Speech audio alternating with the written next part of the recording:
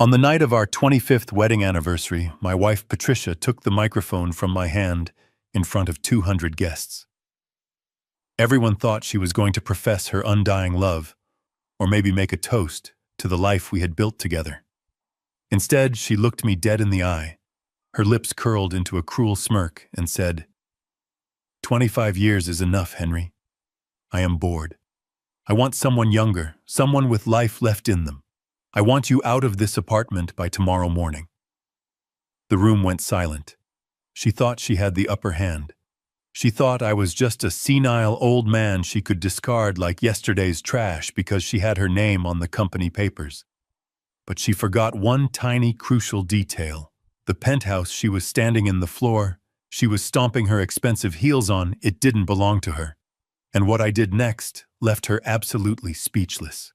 If you have ever given your heart and soul to someone only to be stabbed in the back when you were most vulnerable, hit that like button right now.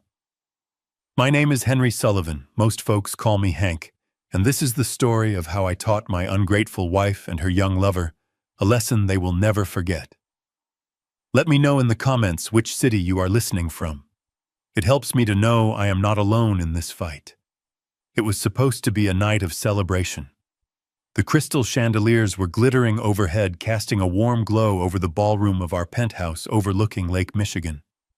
The Chicago skyline was shining behind the floor-to-ceiling windows, a view that cost me millions of dollars and 40 years of breaking my back in the construction business.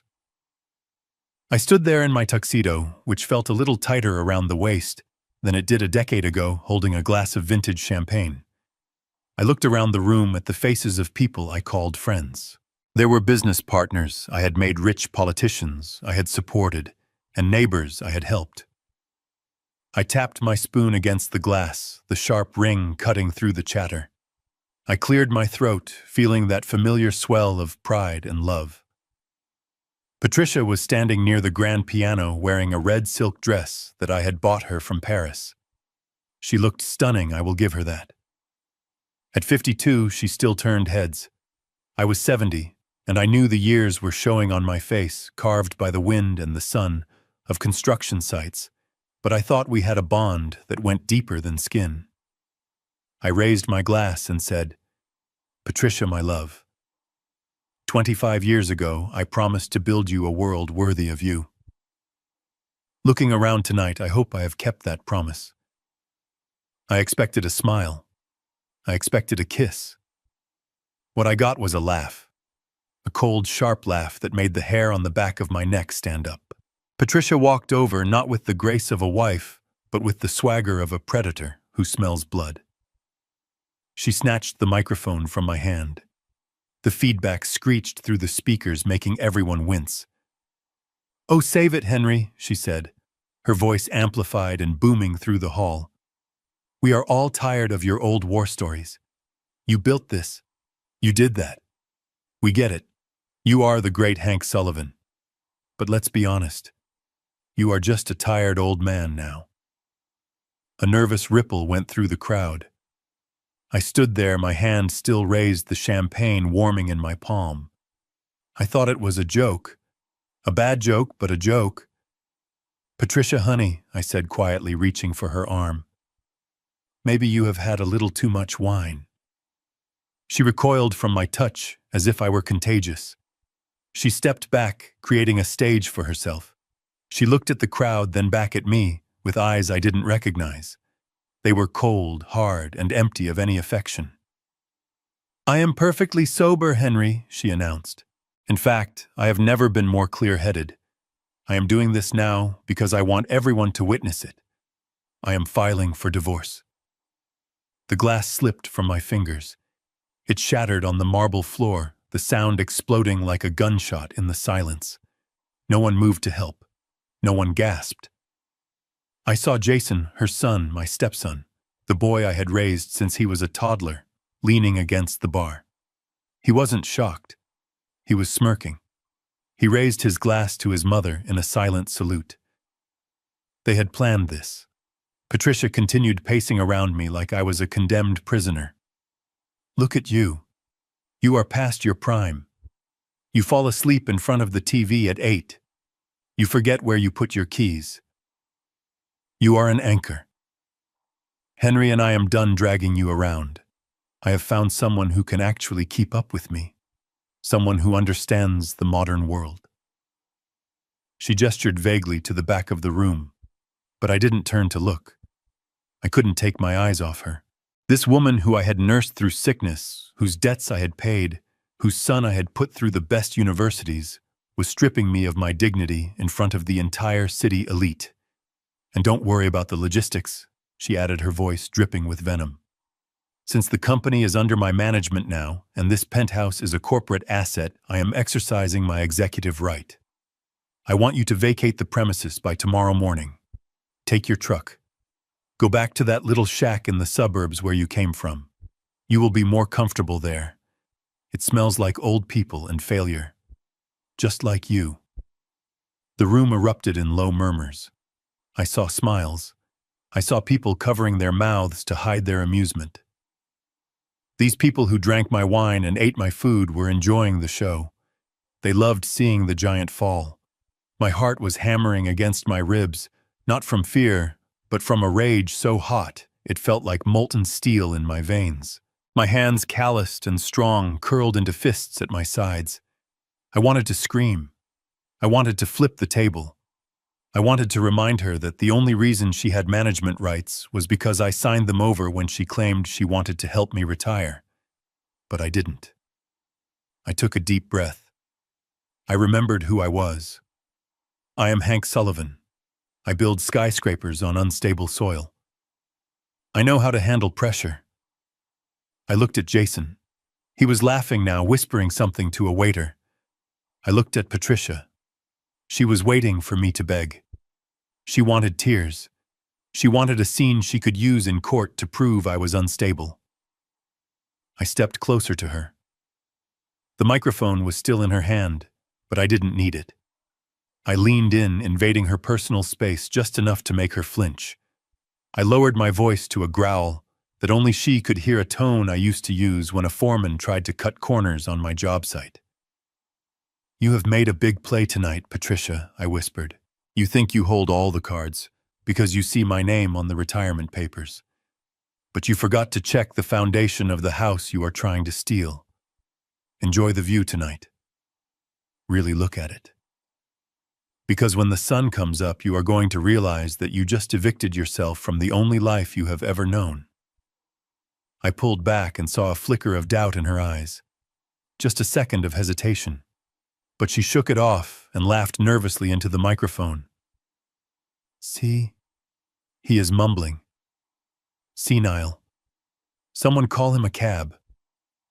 I didn't say another word. I turned my back on her. I turned my back on the guests who were avoiding my gaze. I walked across the marble floor, the sound of my dress shoes echoing in the silence. I didn't pack a bag. I didn't take a coat. I just walked straight to the elevator.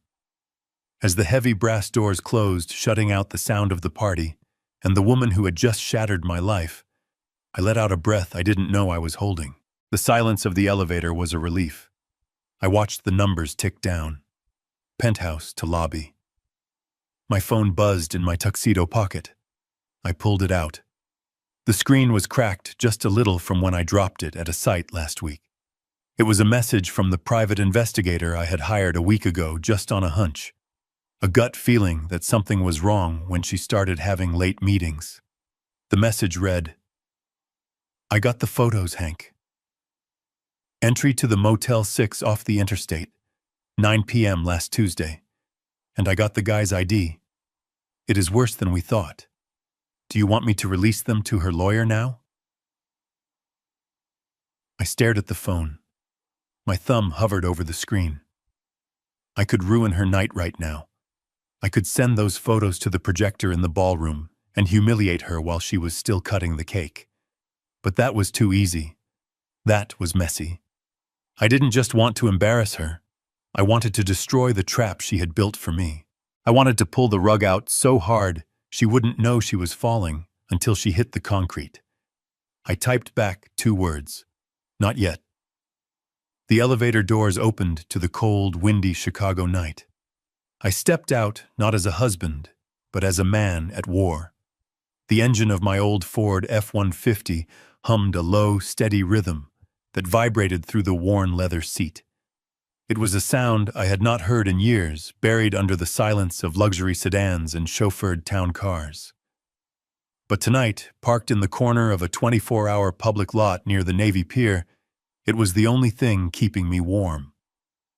The Chicago wind was howling off the lake, rattling the windows, trying to find a way in to freeze the marrow of my bones.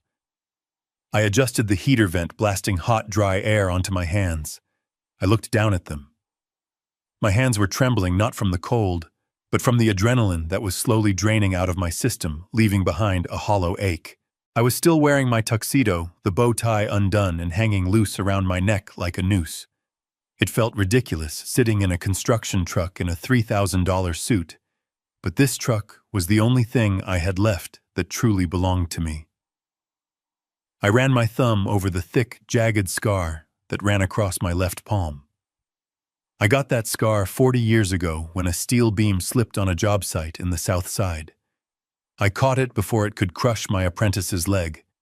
It took 12 stitches and I was back at work the next morning. That scar was the foundation of everything I built. It was the price of the penthouse, the cars, the jewelry, the life that Patricia had just snatched away with a microphone and a smirk. I leaned my head back against the headrest and closed my eyes, trying to block out the image of her face. But the silence didn't last long. My phone, tossed onto the passenger seat amidst old blueprints and empty coffee cups, began to buzz violently against the vinyl. The screen lit up the dark cab. It was Jason. For a split second, a foolish, desperate part of me thought he was calling to check on me. Maybe he had come to his senses. Maybe he had realized that letting his mother kick his stepfather out onto the street was wrong. I picked up the phone, my voice raspy. "Hello, Jason." I expected a hello. I expected an apology. Instead, I got a scream that nearly blew out the speaker. "What the hell did you do to the cards?" Hank, I blinked, the sudden aggression hitting me harder than the cold. I sat up straighter. "Excuse me, I am at the club." Jason shouted, the bass of loud music thumping in the background. "I just tried to pay for a bottle service for the guys, and the waiter told me the card was declined." "Declined, Hank. Do you have any idea how embarrassing that is? Unfreeze it. Now." I felt a coldness spread through my chest that had nothing to do with the weather. This boy who was 26 years old, who I had taught to ride a bike, whose tuition at private schools I had paid for, without blinking, whose DUI legal fees I had covered to keep his record clean, was calling me 3 hours after his mother ended our marriage. And he wasn't asking where I was sleeping. He was asking why the money tap had run dry. I looked out the windshield at the gray, desolate parking lot. A stray plastic bag was caught in a whirlwind of dust under a street lamp. "Your mother said she wanted me out, Jason," I said, my voice steady and low. "She said she wanted to take over the management. If she is the manager, she can pay your bills. I canceled my supplementary cards 10 minutes ago."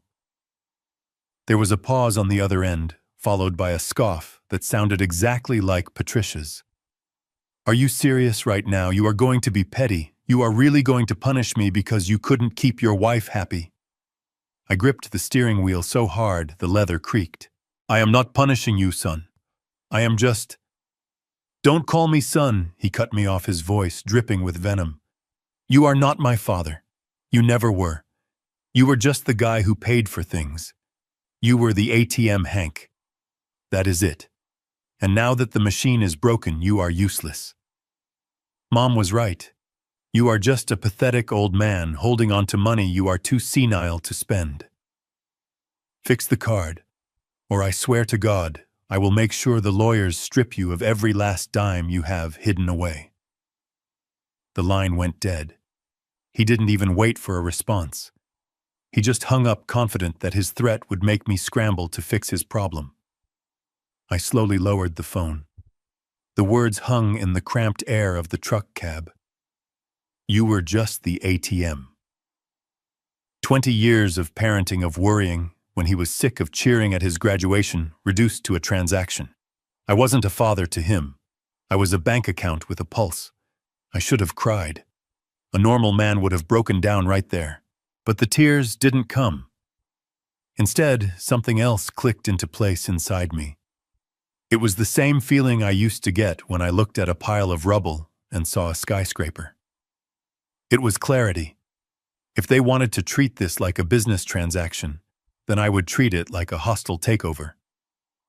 I reached under the passenger seat and pulled out my old laptop. It was a heavy battered machine, thick as a brick covered in dust and scratches. Patricia and Jason used sleek, thin tablets and MacBooks.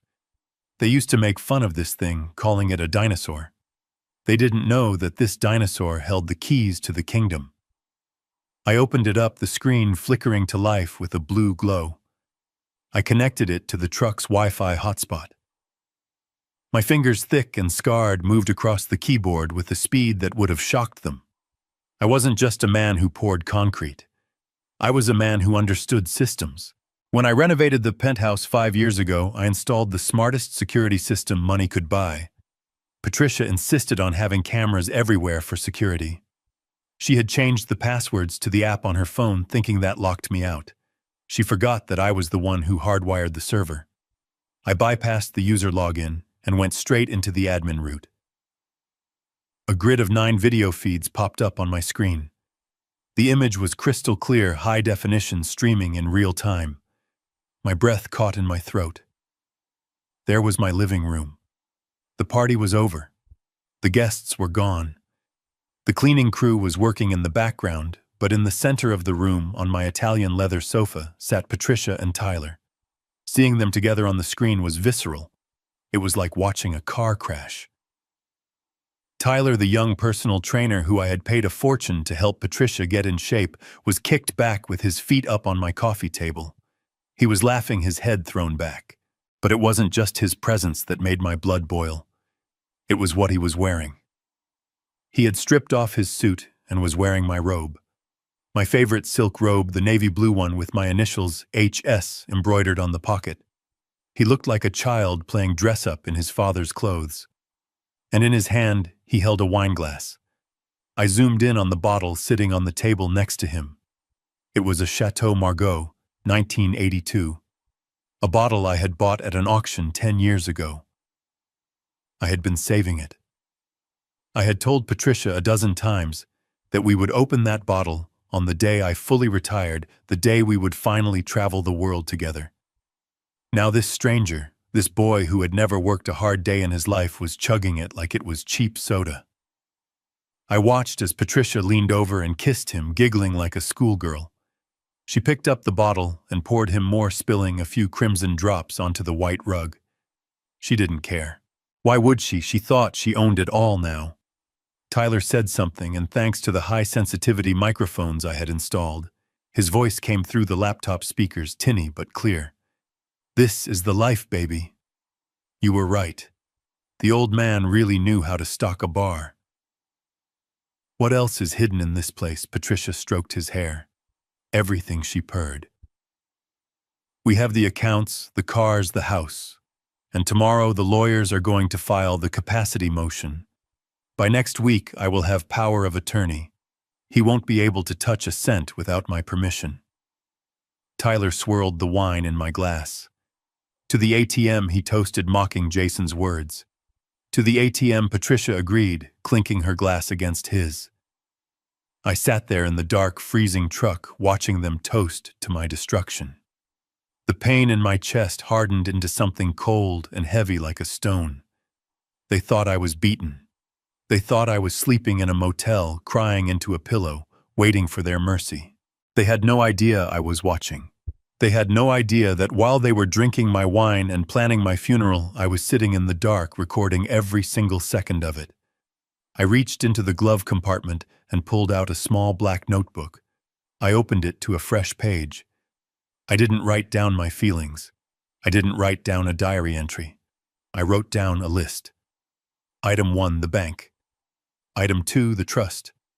Item 3, the girl. I closed the laptop, cutting off the image of their celebration. I wasn't tired anymore. The engine purred beneath me, a sleeping beast ready to wake up.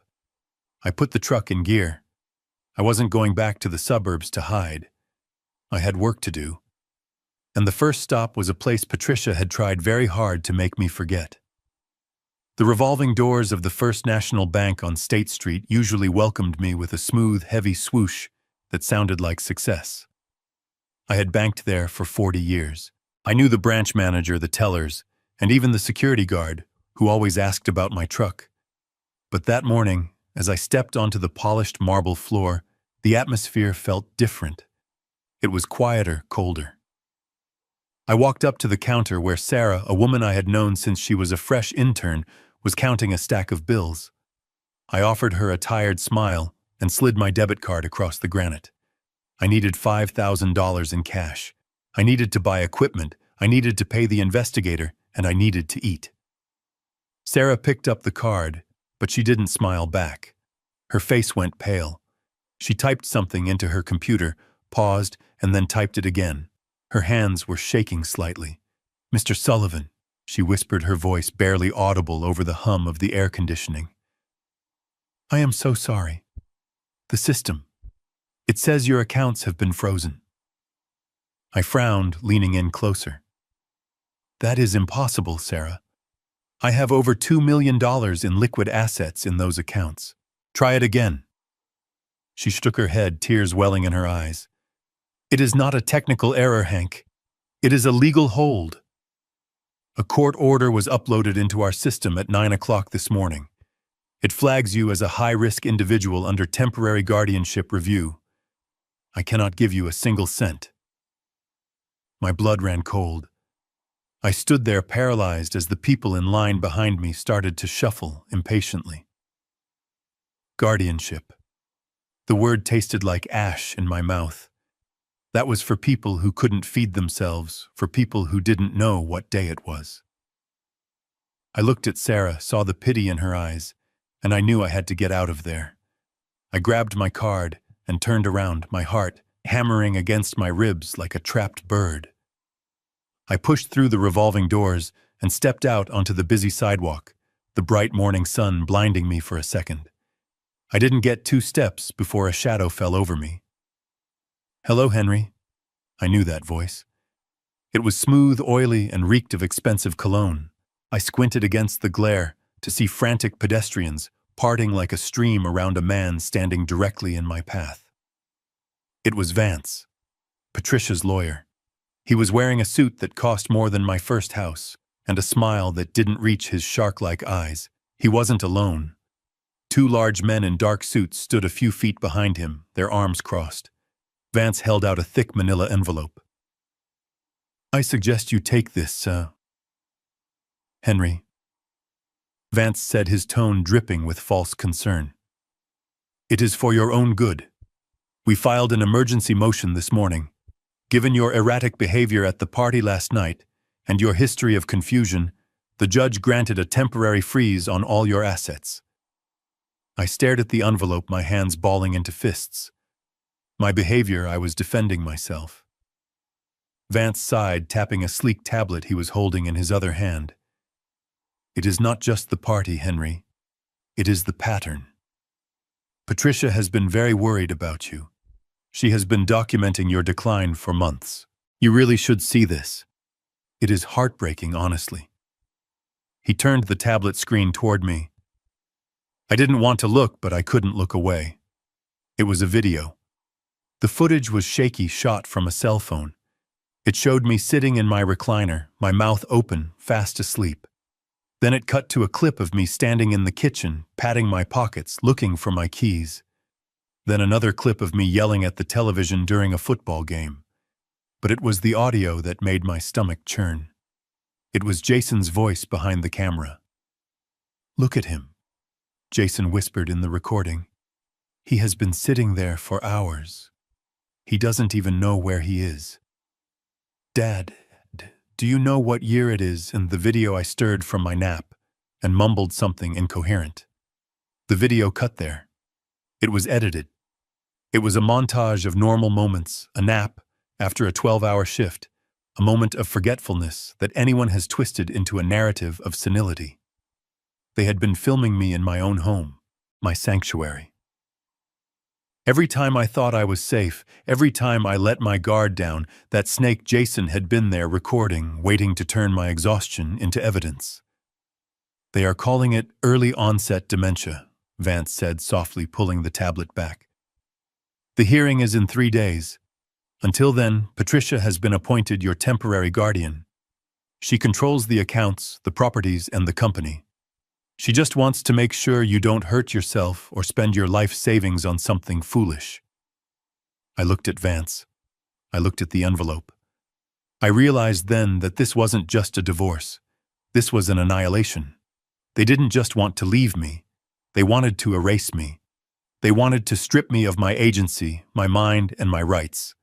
They wanted to put me in a home and drug me until I actually became the vegetable they claimed I was.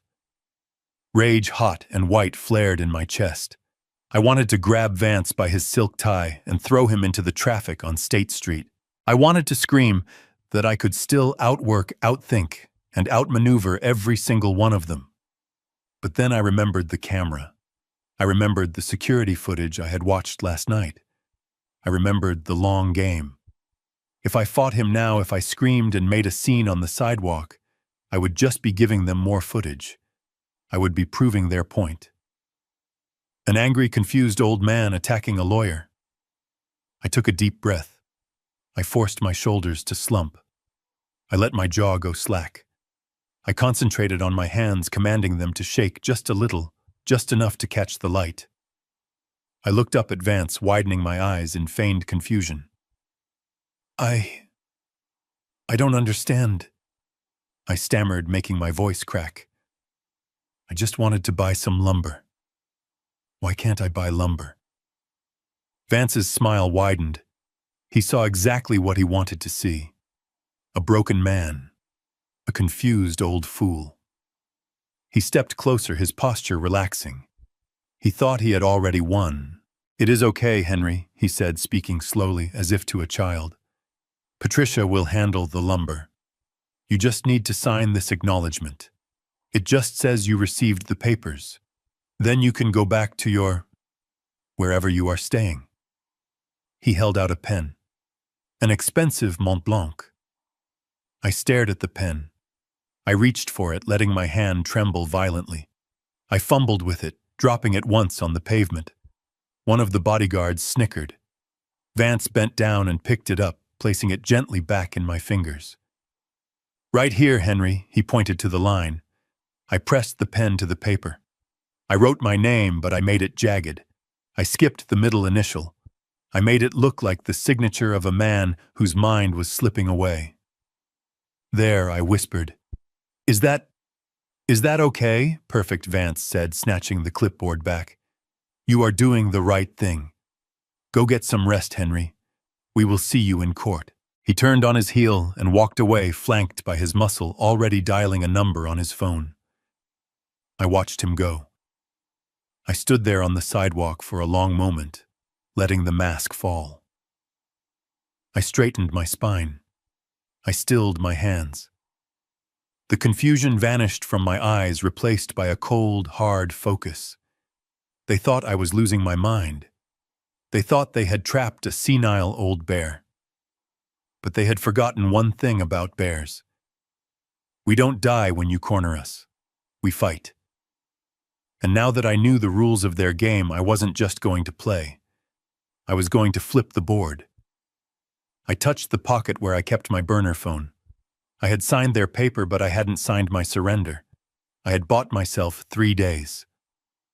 3 days to find the evidence that would send Vance to the Bar Association Ethics Committee and Patricia to jail.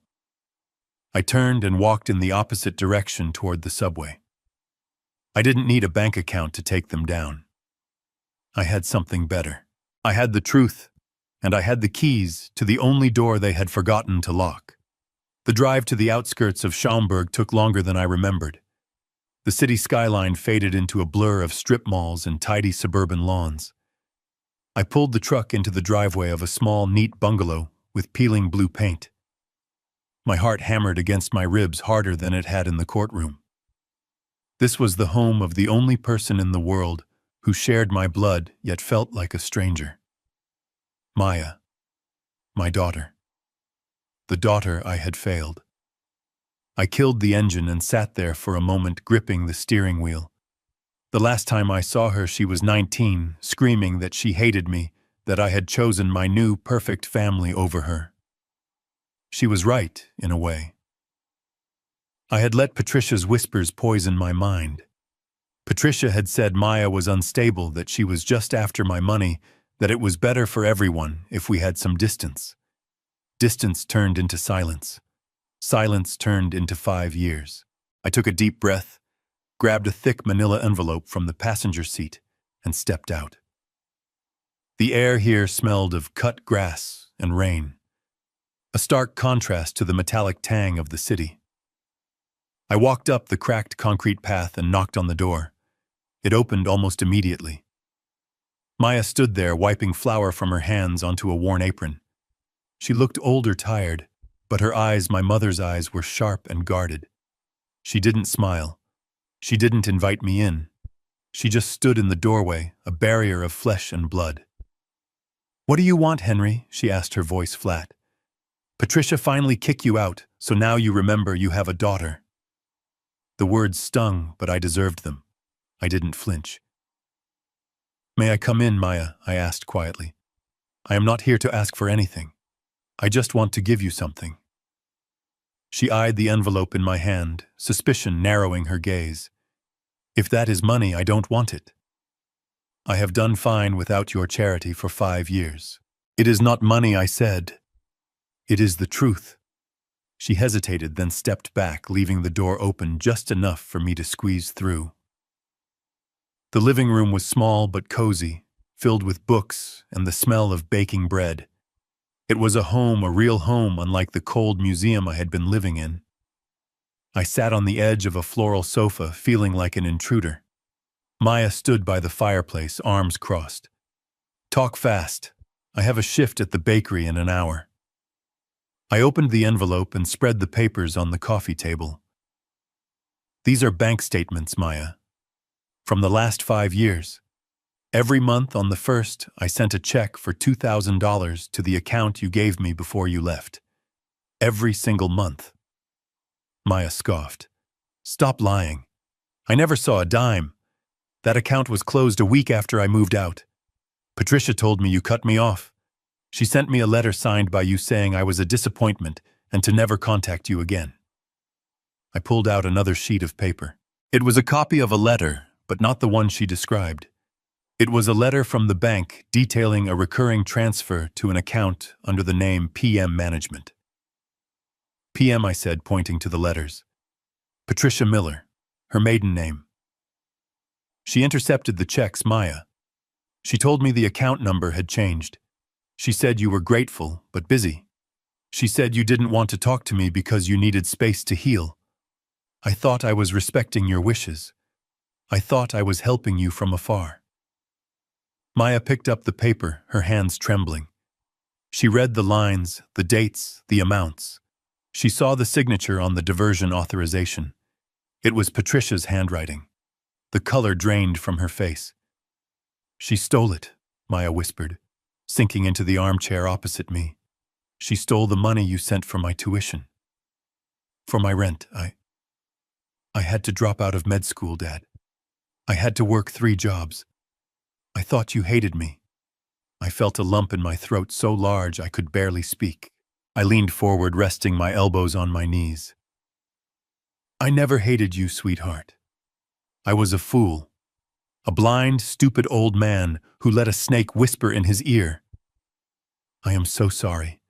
I know I can't buy back the years, but I swear to you I am going to make it right." Maya looked up, tears brimming in her eyes. But it wasn't sadness I saw there anymore. It was anger. A fierce, burning anger that matched my own. She wiped her face with the back of her hand and stood up, pacing the small room. "You don't know the half of it, Dad. You have no idea who you are dealing with." "What do you mean?" I asked. Maya stopped and looked at me, a strange intensity in her gaze. You mentioned her new boyfriend. The young one. Tyler, I nodded. Yes. The personal trainer. Maya let out a bitter, hollow laugh. He is not a personal trainer, Dad. His name isn't even Tyler. It is Mitch. Mitch Reynolds. I frowned. How do you know that? Because he dated my best friend Sarah 3 years ago, she said, her voice shaking with rage. He met her at a gym in Miami. Charming, handsome, attentive. He told her he was an investment banker. He swept her off her feet, moved into her condo, and 3 months later he disappeared, along with her life savings and her jewelry. He is a pro-dad, a romance scammer. He targets older women or women with access to money. He bleeds them dry and vanishes. We went to the police, but he uses fake IDs. They never caught him. My blood ran cold. I had suspected he was a gold digger, but a professional criminal, a predator. This wasn't just about my money anymore. This was about danger. Patricia was a terrible human being, but she was walking into a trap that could leave her not just broke, but destroyed. Are you sure? I asked, my voice low. Maya went to a bookshelf and pulled out a photo album. She flipped through the pages and pulled out a Polaroid. She slammed it onto the table next to the bank statements. Look at the tattoo on his wrist, she said. The barcode. I looked. In the photo, a younger tan man was holding a drink, smiling at the camera. On his inner wrist was a distinctive black barcode tattoo. I closed my eyes, recalling the image from my security cameras last night. Tyler raising the wine glass. The sleeve of my robe falling back. The barcode. It is him, I breathed. Maya sat down next to me, her shoulder brushing mine. For the first time in 5 years, she didn't pull away. He is going to destroy her dad. He will get her to sign over everything she can, and then he will disappear. And if she has power of attorney over your assets, he will take everything I have too. I finished the sentence. We sat in silence for a moment, the weight of the revelation hanging in the air. The clock on the wall ticked loudly. Dad, Maya said softly. I didn't drop out of school completely. I switched majors. I am in my final year of law school. I know how these guardianship hearings work. I know what evidence we need. I looked at her, seeing the strength and resilience that had grown in the rocky soil of my neglect. I felt a surge of pride so strong it almost knocked me over. You will help me? I asked. After everything, Maya looked at the Polaroid of Tyler, then at the bank statements, then finally at me. I am not doing it for her, she said, her voice hard as flint. I am doing it for us, for the time we lost, and because I want to see the look on Mitch Reynolds' face when we take him down. She reached out and covered my scarred hand with her own. We need a plan, Dad. We need to prove he is a fraud before the judge signs that order. And we need to catch Patricia in the act of handing him the keys to the castle. I turned my hand over and squeezed hers. A plan. I said, a slow smile spreading across my face.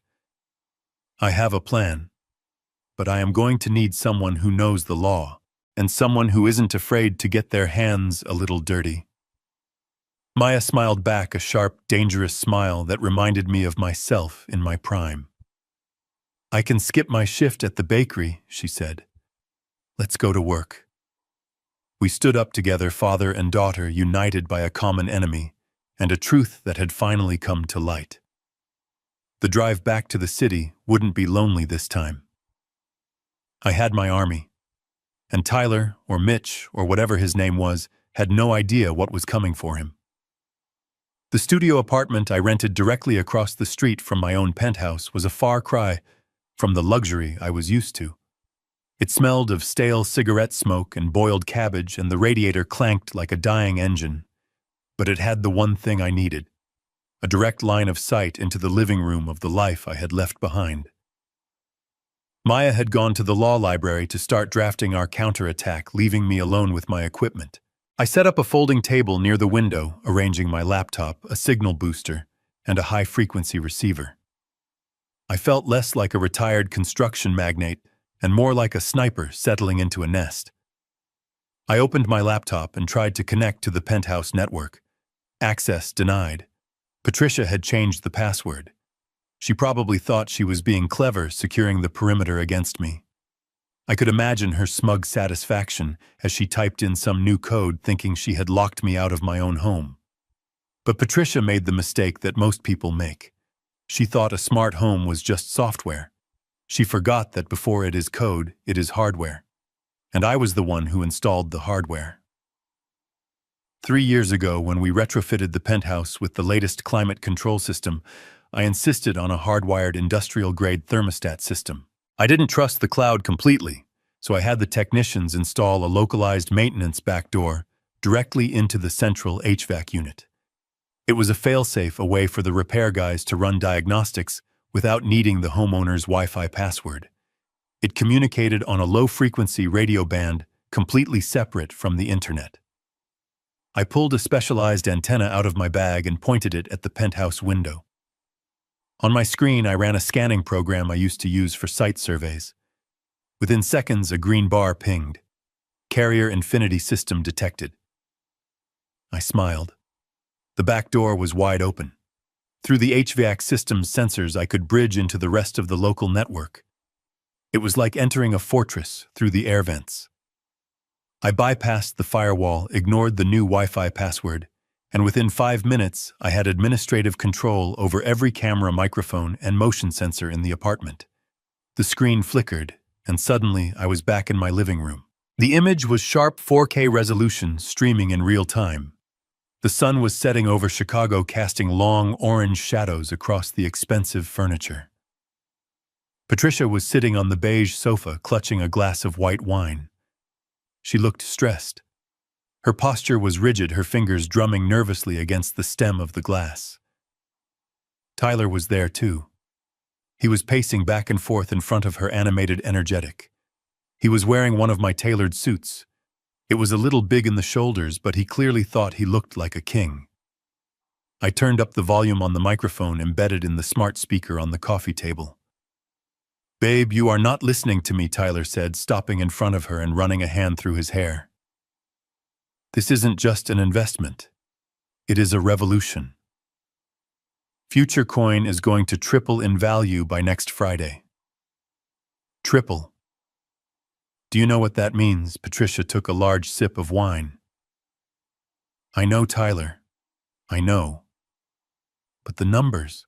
You are asking for $5 million. That is everything. That is the entire equity of the penthouse plus the liquid cash in the operating account."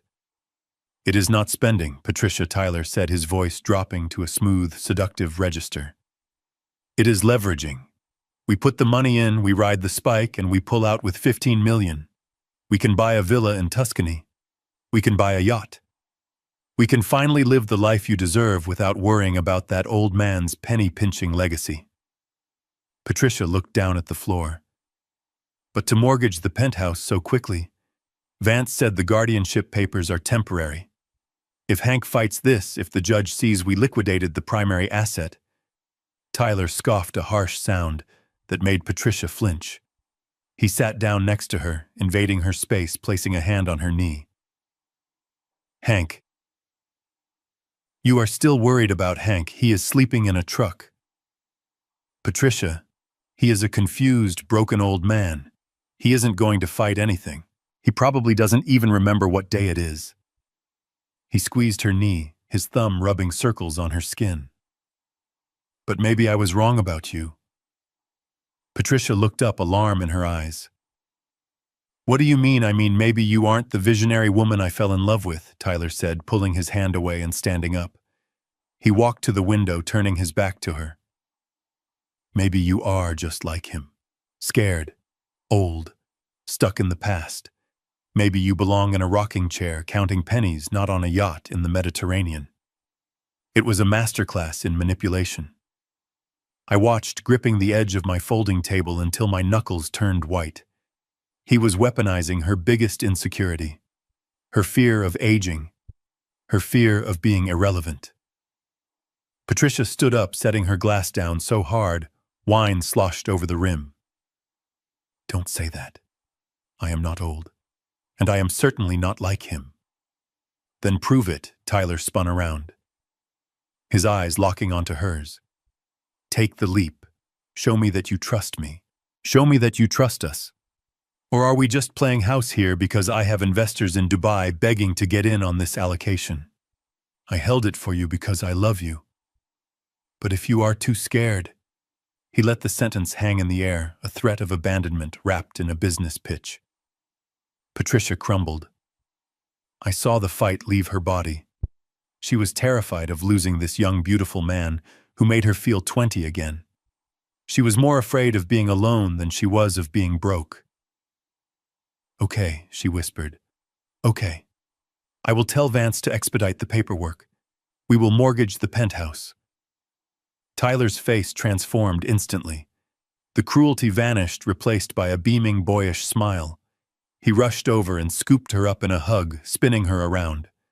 That is my girl, he cheered. You are a genius, Patricia. We are going to be kings and queens. I watched them embrace a cold pit forming in my stomach. She had just agreed to sign her death warrant. $5 million into a crypto scam. Once that money left the account, it would be untraceable. Tyler would vanish, and Patricia would be left with a foreclosure notice and a broken heart. But as I watched Tyler kiss her neck, I saw him glance over her shoulder. He looked directly at the smart TV, checking his reflection in the dark screen. The look on his face wasn't love. It was the smirk of a predator who had just closed the trap. I leaned back in my creaky chair in the smelly apartment. I had what I needed. I knew the timeline. I knew the mechanism. They were going to try to rush the mortgage through the bank tomorrow. Patricia thought she was investing in her future. She didn't realize she was handing me the weapon I needed to destroy them both. I picked up my burner phone and dialed a number I hadn't called in 10 years. It was a direct line to the senior vice president of lending at the bank. He was an old friend, a man who owed his career to a recommendation I wrote back in the 90s. It rang twice. Hello, a confused voice answered. Jim, it is Hank Sullivan, I said, my voice steady and cold. Don't hang up. I have a business proposition for you. A very unusual one. I watched the screen as Patricia poured another glass of wine, celebrating her ruin.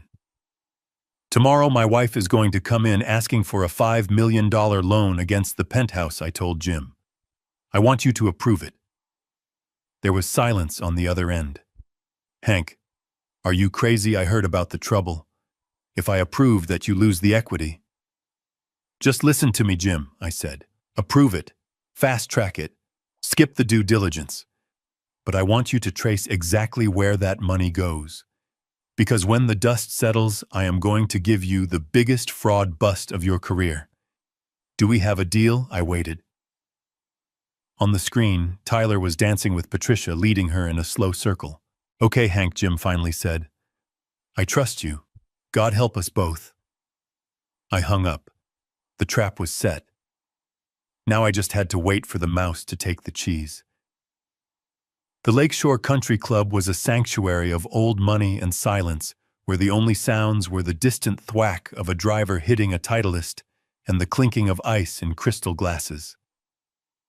I drove my rusted Ford F-150 right up to the valet stand, amidst a sea of Bentleys and Porsches. The valet, a young kid named Kevin, who I had tipped generously for 3 years, didn't sneer at my truck. He rushed over and opened the door with the same respect he would show a head of state. Good afternoon, Mr. Sullivan, he said with a genuine smile. It is good to see you, sir. We heard about the trouble at the apartment. If you need anything at all, you just let me know. I handed him a 20 and patted him on the shoulder.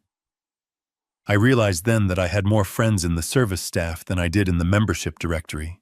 I wasn't wearing a tuxedo today, and I certainly wasn't wearing the rags Patricia probably hoped I was rotting in.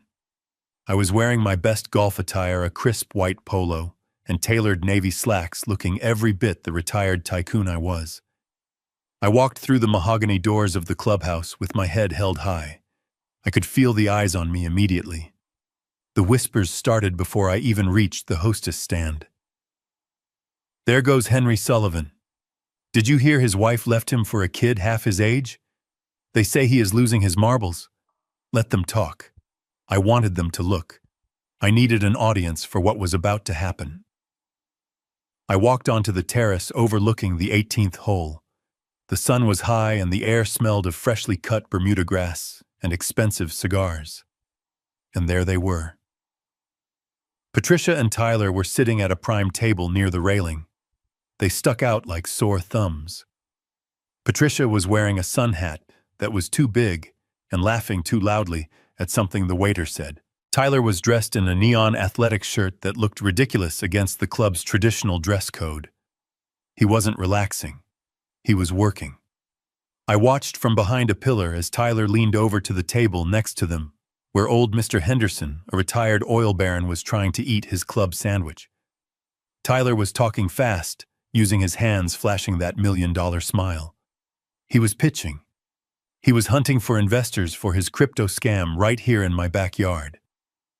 I saw Mr. Henderson wave him off with a look of annoyance. Tyler's smile faltered for a second, a crack in the mask, but he quickly recovered and turned back to Patricia, grabbing her hand aggressively. They were desperate. They needed cash now to keep the charade going. I took a deep breath and stepped out of the shadows. I didn't walk toward them. I walked to a table about 10 feet away, just within earshot, but far enough to seem coincidental. The waiter, an old friend named Marco, hurried over. "Mr. Sullivan."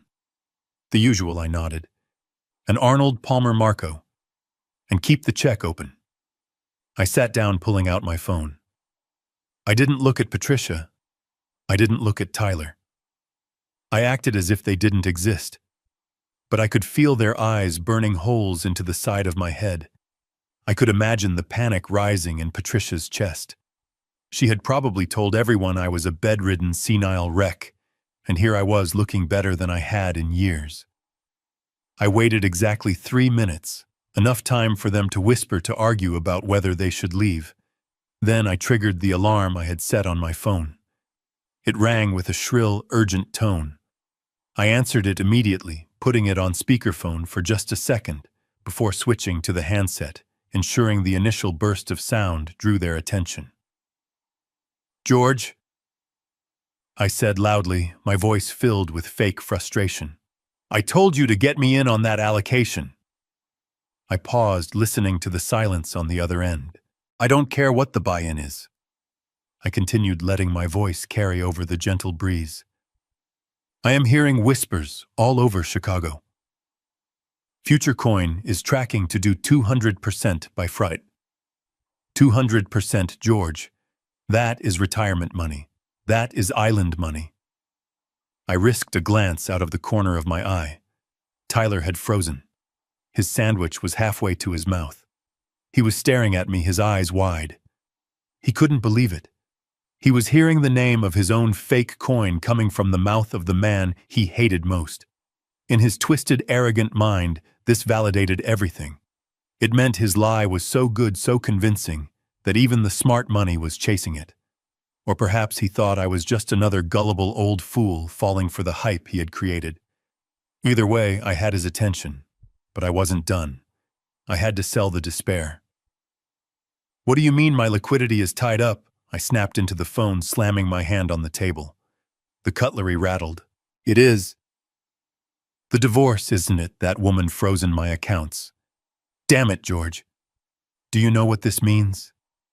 I am going to miss the window. The biggest surge in crypto history, and I am going to be sitting on the sidelines because of a court order." I let my shoulders slump. I rubbed my temples, looking like a defeated man. Fine. Fine. Just see if you can find a back door. Maybe a bridge loan. I can't let $5 million in potential profit slip through my fingers just because I can't access my capital for another week. Call me back. I hung up the phone and threw it onto the table with a theatrical clatter. I stared out at the green fairway, shaking my head. I looked like a man who had just lost a winning lottery ticket. I didn't have to wait long. I heard a chair scrape against the patio stones. Footsteps approached. I didn't look up until a shadow fell across my table. It was Tyler. He was standing there, his chest puffed out, a smug, victorious grin plastered across his face. Patricia was a few steps behind him, looking pale and confused. "Rough day at the office?" Hank Tyler asked, his voice dripping with condescension. I looked up at him slowly, squinting as if I was trying to place his face. "You," I grunted. "What do you want?" "Here to gloat that you are driving my car.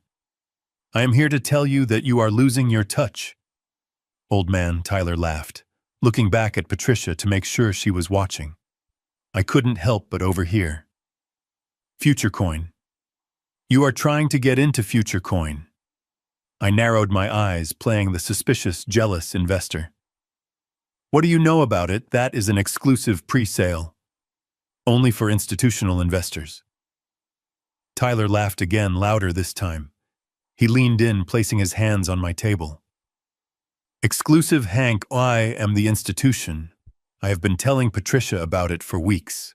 But you know what the difference is between you and us. We are agile. We are the future. You are just too slow."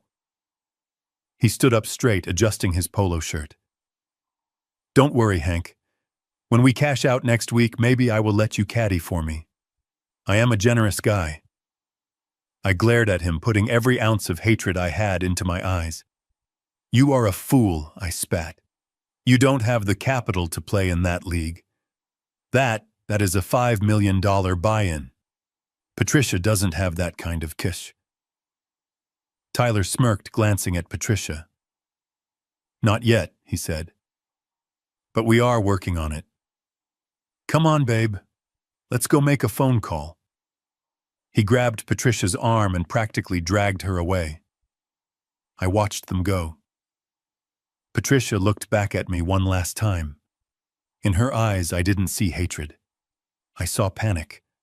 She had heard me. She had heard the desperation in my voice about missing the opportunity. She trusted my business instinct more than she trusted anyone on earth. If Hank Sullivan was angry about missing out on Future Coin, then Future Coin must be the real deal. I had just removed her last doubt. I watched them rush toward the exit, Tyler already pulling out his phone, probably calling the bank to harass them about the mortgage. Patricia was walking fast, trying to keep up, her high heels clicking frantically on the pavement. She was rushing toward a cliff, convinced she was running toward a gold mine. Marco returned with my drink. I took a long sip of the iced tea, the lemon tartness cutting through the dust in my throat. I watched the valet bring my truck around, but I didn't get up yet. I sat there for a long time, watching the sun dip lower in the sky, casting long shadows across the perfect manicured grass. I felt a strange hollowness in my chest. I had just pushed the woman I once loved off a ledge. I had used her greed and her insecurity to destroy her. A part of me, the part that remembered the day we said our vows, wanted to run after her and shake her, to tell her to wake up. But then I remembered the microphone. I remembered the smirk. I remembered the video of them drinking my wine and planning to put me in a home. I finished my drink and stood up. The game was in motion. The loan would be approved tomorrow morning. The money would move, and I would be there to catch it. I left a $100 bill on the table for Marco and walked out to my truck. The air was getting colder, but for the first time in days, I didn't feel the chill. I felt the heat of the fire I had just lit, and I was ready to watch it burn. The phone in my hand felt heavy, like a detonator waiting to be pressed. It was Jim calling from his corner office on the 45th floor of the bank tower. I was parked 2 blocks away, staring at the gleaming glass facade of the building where my life's savings were stored. I answered on the first ring, my voice tight. "Talk to me, Jim." He sounded breathless, almost panicked. "Hank, they are here. Patricia and that kid. She is asking for an expedited liquidity loan against the penthouse equity and a margin loan against the company's operating capital. She wants $5 million, Hank. 5 million. And she wants it wired immediately to an offshore crypto exchange wallet. I closed my eyes, picturing the scene. Patricia sitting in the leather chair I had sat in 1,000 times, thinking she was making the deal of the century. Tyler hovering over her shoulder, smelling the money, his heart probably racing faster than hers. "Stop the compliance check, Jim," I said, my voice low and steady. "Hank, I can't just—" Jim stammered. "The system flagged it as high risk. The destination wallet is unverified. It is in the Cayman Islands. If I authorize this and it turns out to be fraud, my neck is on the line." "Your neck is fine," I assured him. "I am giving you verbal authorization as the primary account holder on the trust that actually owns the assets. But she doesn't know that yet. Override the flag. Bypass the cooling-off period. Give her the money, Jim. Right now." There was a long silence on the other end. I could hear the hum of the bank's server room in the background, the sound of millions of dollars moving invisibly through the air. "God forgive us," Jim whispered. "All right. I am pressing the override." I hung up. I didn't need to hear the rest. I pulled up the banking app on my laptop, the one linked to the shadow account I monitored. I watched the numbers. It was a digital execution. In the bank office, I knew exactly what was happening. Patricia was holding the pen. That heavy gold-plated pen that the bank gave to high-net-worth clients. Her hand was probably shaking. Not from fear, but from excitement. She was thinking about the villa in Tuscany. She was thinking about how she was finally outsmarting me. She was thinking that 5 million would turn into 15 million by Friday, and she would never have to rely on a man again. She didn't know she was signing her own death warrant. I watched the screen. Pending transaction. $5 million. I felt a strange, sharp pain in my chest. It wasn't the money. I could make more money. It was the memory of the woman she used to be. I remembered Patricia 20 years ago helping me do payroll at the kitchen table, worrying about every cent we spent. We built this fortune together, brick by brick. And now, blinded by vanity and a fear of getting old, she was throwing it all into a furnace because a boy with a barcode tattoo told her she was beautiful. Tyler was probably standing behind her, massaging her shoulders, whispering poison in her ear. "Sign it, baby. Just sign it. We are going to be free." He didn't care about her. He didn't care about the penthouse. He just wanted the transfer code. Once that money hit the blockchain, it was gone. Untraceable. Irreversible. The screen on my laptop refreshed. Processing. I gripped the steering wheel. "Don't do it, Patricia," I whispered to the empty truck cab. "Wake up. Look at him. Look at his eyes. He is eating you alive." But she couldn't hear me. Or maybe she wouldn't have listened even if she could. She was addicted to the fantasy. Approved. Transfer complete. The numbers on the screen plummeted. The balance dropped like a stone. $5 million vanished into the digital ether, sent straight to a wallet controlled by Mitch Reynolds, alias Tyler. It was done. The trap had snapped shut. I sat back in the seat, letting out a breath that rattled in my lungs. I felt drained, hollowed out. I had just orchestrated the financial ruin of my wife. It was necessary. It was justice. But it didn't feel like victory. It felt like amputation. I had cut off a limb to save the body. My phone buzzed again. A text message. I picked it up. It was from Patricia. I stared at the screen, the blue light illuminating the gloom of the truck. "You lost, old man," the message read. "We got the loan. The future belongs to those who are brave enough to take it. Don't bother coming back to the apartment. I am changing the locks again." I read it twice.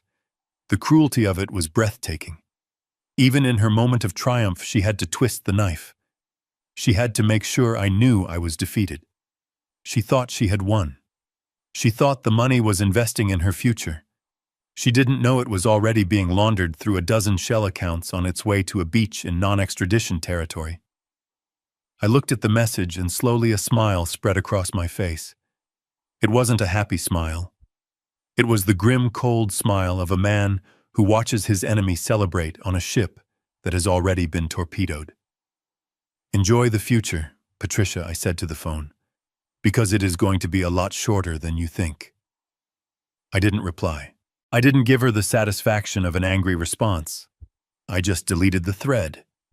I started the engine of the truck. The vibration felt good, solid, real. The money was gone. Tyler would be packing his bags within the hour. Patricia would be alone when the realization hit, and I had to be ready. I put the truck in gear and pulled out into traffic. Next stop was the company. Jason was playing CEO in my chair, thinking he was untouchable. He didn't know that while his mother was bankrupting herself, the company he was trying to steal was about to collapse under the weight of his own incompetence. The dominoes were falling faster now. Click, click, click. And I was the only one who could see the pattern. I drove toward the skyline, the city I had helped build, ready to reclaim what was mine. The time for sentiment was over. The time for war had just begun. I sat in my truck, parked 3 blocks away from the headquarters of Sullivan Holdings. Through the telephoto lens of my camera, I could see the 35th floor. My floor.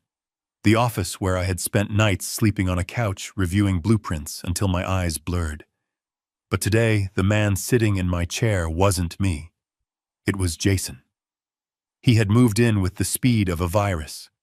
It had only been 24 hours since the court granted the temporary guardianship order giving Patricia control over my assets. She in turn had immediately signed a power of attorney, granting Jason full operational control of the company.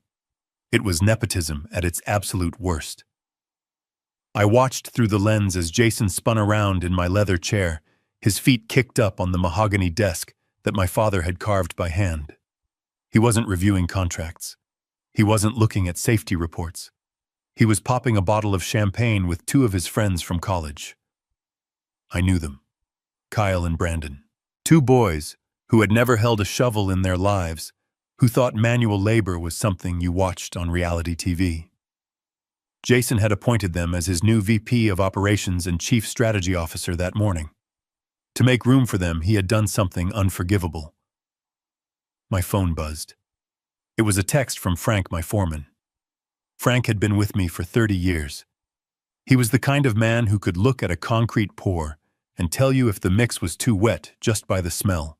The text read, simply, "He fired us, Hank. Me, Sarah from accounting, and Old Man Jenkins. Said we didn't fit the new vibe. He is bringing in a digital marketing team to run the sites. The kid is going to kill someone."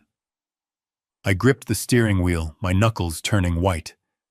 They were dismantling the soul of my company. They were treating a construction empire like a tech startup, thinking they could run it with hashtags and vibes. But concrete doesn't care about your vibe. Steel doesn't care about your follower count. Gravity is a cruel mistress, and she was about to teach Jason a lesson in physics.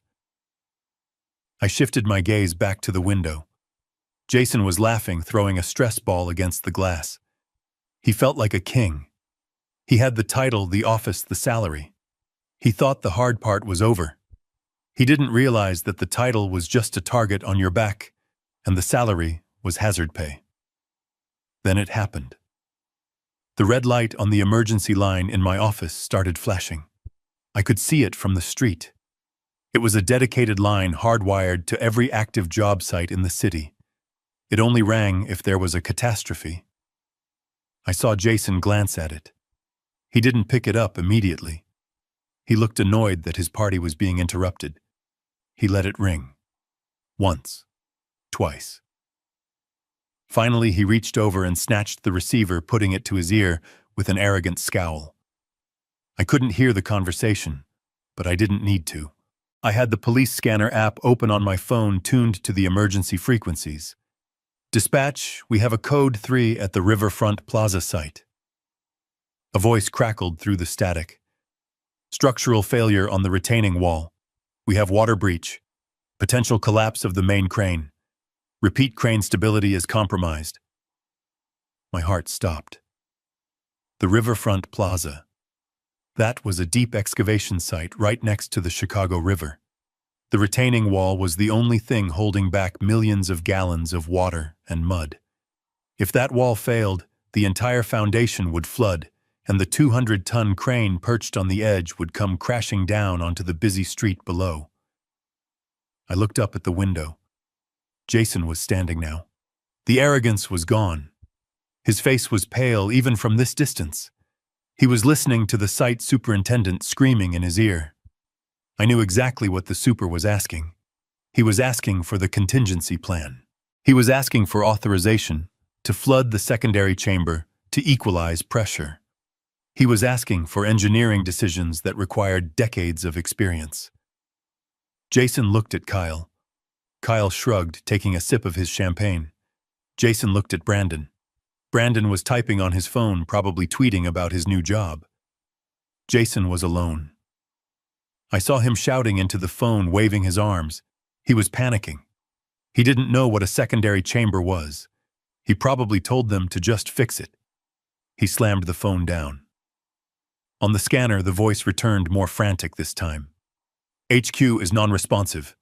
We are initiating evacuation. The ground is shifting. We need city engineers on site now. I closed my eyes. It was a disaster, but thankfully, Frank had trained his crew well. They were evacuating. No one would die. But the damage to the project, the lawsuits, the reputation of the company, it was catastrophic. Sullivan Holdings was bleeding out, and the man at the helm was watching it happen with his mouth open. I saw Jason pacing the office. He grabbed his cell phone. I knew who he was calling. He was calling Mommy.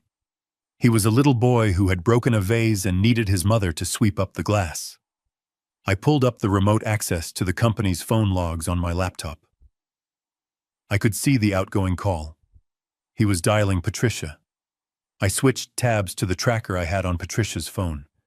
She was in the Bahamas. The GPS showed she was at a beach club called the Pink Sands. I imagined the scene. Patricia lying on a lounge chair, a margarita in hand, Tyler rubbing sunscreen on her back. She was celebrating her freedom. She was spending the money she had stolen from our future. Jason's call went to voicemail. I saw him redial, again and again. Finally, it connected. I hacked into the audio stream. It was illegal, reckless, and absolutely necessary. Mom, Jason screamed, his voice cracking. Mom, you have to help me. The river wall is collapsing. The crane is leaning. The police are there. They are asking for the CEO. They want to arrest someone if that thing falls. There was a pause.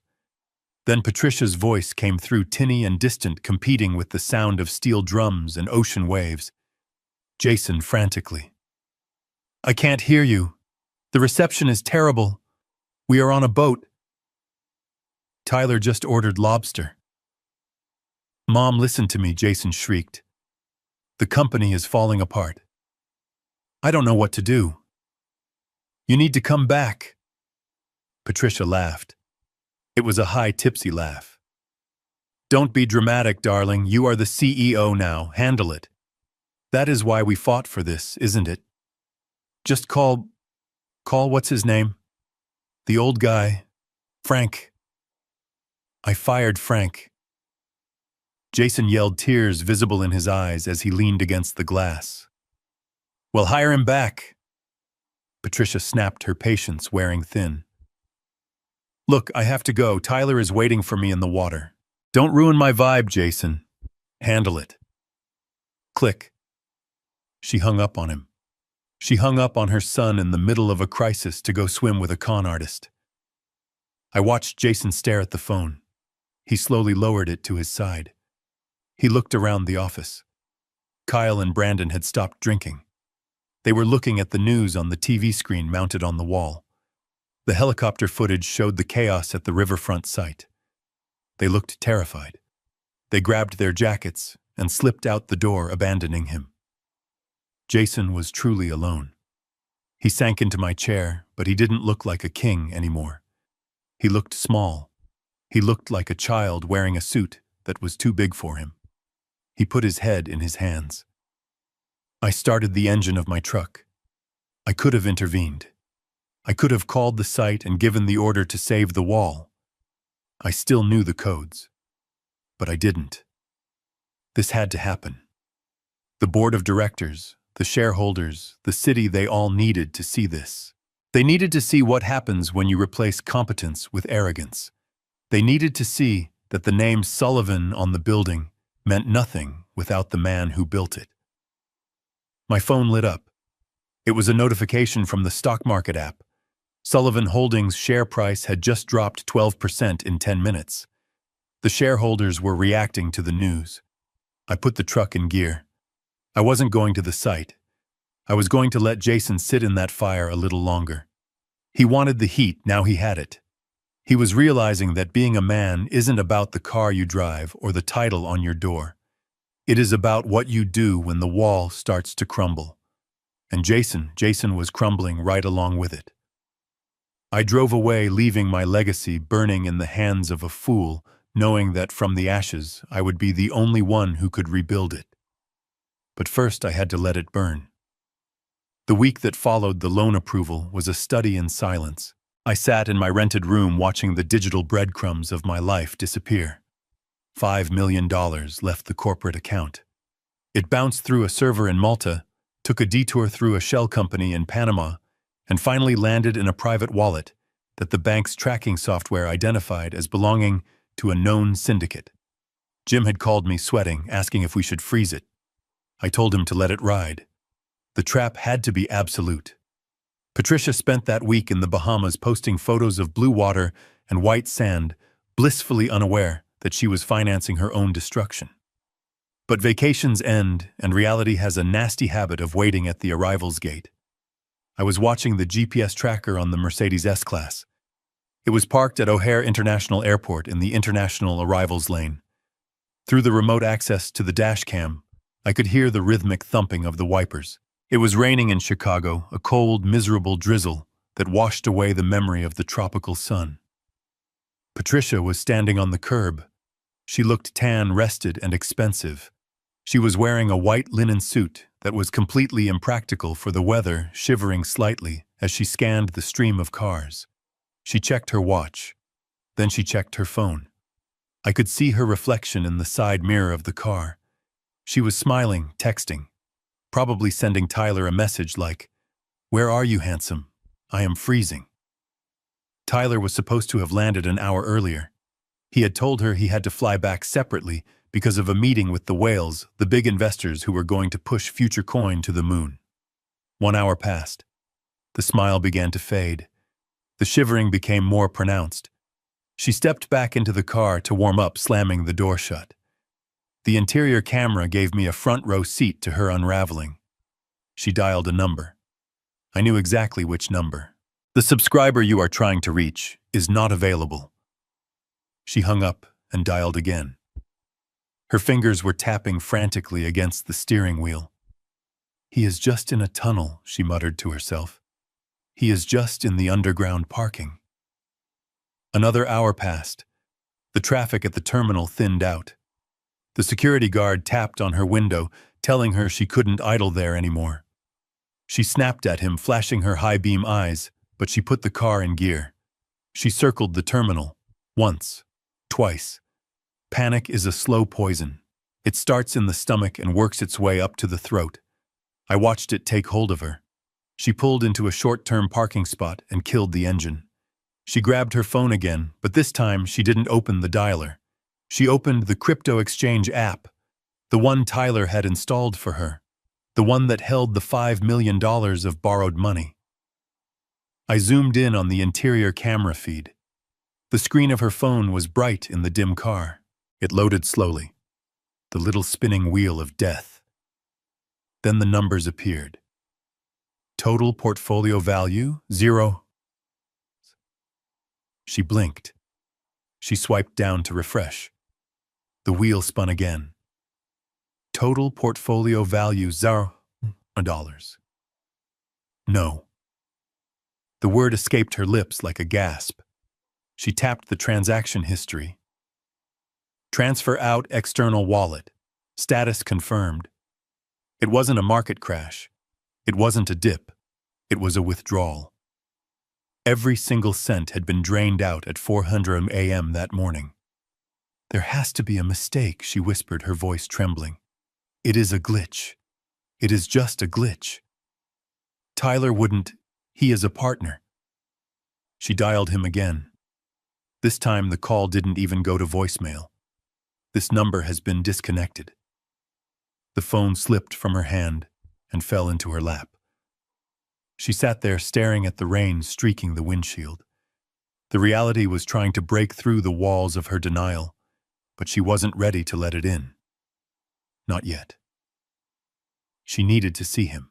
She needed to see his face and have him explain that this was just a security measure, that he was moving the money to a safer wallet. She started the car, the engine roaring to life with an aggressive growl that matched her desperation. She peeled out of the parking garage, scraping the rims against the concrete curb. She didn't care. She drove toward the city, weaving through traffic on the Kennedy Expressway at 90 miles an hour. I watched the speedometer climb on my laptop screen. She was driving like a madwoman. She was heading to the Gold Coast, to the luxury apartment Tyler had rented, the apartment she was paying for. I switched feeds. I pulled up the building security cameras for the apartment complex. I didn't have audio there, but the visuals were enough. I saw the Mercedes screech to a halt in the fire lane. Patricia jumped out, leaving the door wide open, ignoring the doorman who tried to greet her. She ran to the elevator, hammering the button. I switched back to her phone's microphone, which I had remotely activated. I could hear her breathing. Short, sharp gasps, like she was drowning. "Please be there," she prayed. "Please just be sleeping. Please just be surprising me." The elevator dinged. She ran down the hallway. I heard the fumble of keys. She jammed the key into the lock. It turned. She threw the door open. "Tyler," she screamed. "Tyler, where are you? The app is acting weird." Silence. I hacked into the apartment's own security system, a simple Nest camera in the living room that Tyler hadn't bothered to disconnect. The apartment was empty. And I don't mean he wasn't home. I mean it was erased. The furniture which had been rented was gone. The art on the walls was gone. The expensive rugs were gone. It was just a box of white walls and polished hardwood floors. There wasn't a sock, a toothbrush, or a note left behind. It was as if Tyler had never existed. Patricia walked into the center of the room. She spun around slowly.